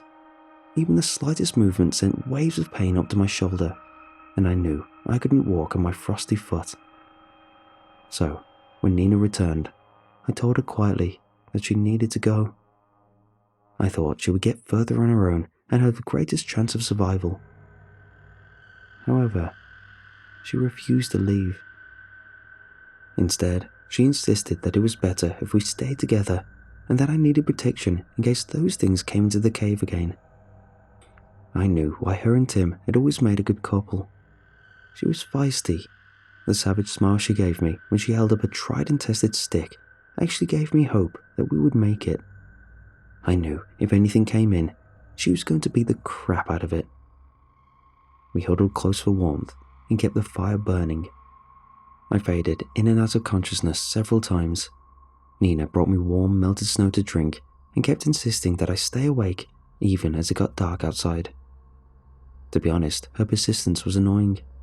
However, I believe without it, I wouldn't have lived. Eventually, the fire began to burn low. The wood Nina was able to get wasn't going to last us the whole night, and we both knew it. It seemed then that the creatures outside knew it too. Slowly, they crept in closer as the fire grew lower. Several pairs of reflective eyes leered in at us. Nina waited like a cat, ready to pounce with a stick in hand. Anytime one tries to cross the threshold of the fire closer to us, she swung at it mercilessly. The first couple of times she actually connected, sending the creatures all scurrying back like scared meerkats before they cautiously regained the composure to advance again. Several hours passed this way, or at least I think it was hours, before we saw the big one again. It lumbered into the cave without fear, smiling and making a wet clicking sound from the base of its throat. Nina took a strip of torn fabric from Sven's shirt and wrapped it around a stick. Then she pushed it into the fire. We both knew the fire wouldn't burn long without an accelerant, but it was better than nothing. She stood facing the thing with a flaming stick as a warning while it hissed at her. I could see that Nina was trembling in fear, but she stood over me, protecting me nonetheless. Seeing she had a weapon, the thing seemed to regard her a moment. Then it seemed to ignore her as it moved towards the corner we placed Sven in. As its hand grabbed his leg, she swung at it. Her aim was good, and it struck it square across the face. It howled in pain, then lashed out viciously. This next part, I'll admit, I don't remember very well. It's more like I remember portions. I can clearly remember Nina lining up a second hit as it lunged at her. Chunks of hot coals sprang in all directions as the thing ran right over the fire. I couldn't tell you if her second swing landed its mark or not. I closed my eyes. But the screaming, wet crunches, tearing of flesh, and the sound of Nina struggling for her life is forever burned into my memory. I expected to die that night. However, when the sun rose, I was alone in the cave. Sven's body was gone. Nina was no more than a bloody trail leading out the cave, and the fire was faintly glowing embers. I faded in and out of consciousness for what could have been an eternity, before I heard human voices, Canadian accents. I felt myself being lifted and carried. When I regained consciousness, I was in a hospital. My foot was amputated, as well as almost all of my fingers and definitely all my toes. My arm was in a cast all the way up, and I consider myself lucky to be alive at all. I still have ongoing health concerns related to my experience. However, that's irrelevant now. Canadian authorities were able to find me as a local avalanche enthusiast had been surveying the area and spotted something unusual in the snow. It seemed, even in death, Nina saved me. When she had gone out for wood, she left an X of sticks outside of the cave with Sven's jacket attached. This is what he saw that eventually led a search team finding me. They were never able to recover my friends' bodies and regarded my account of events as hallucinations brought on by my dehydration and hypothermia. I returned to Germany, an empty, broken person. Nowadays, I barely leave my house.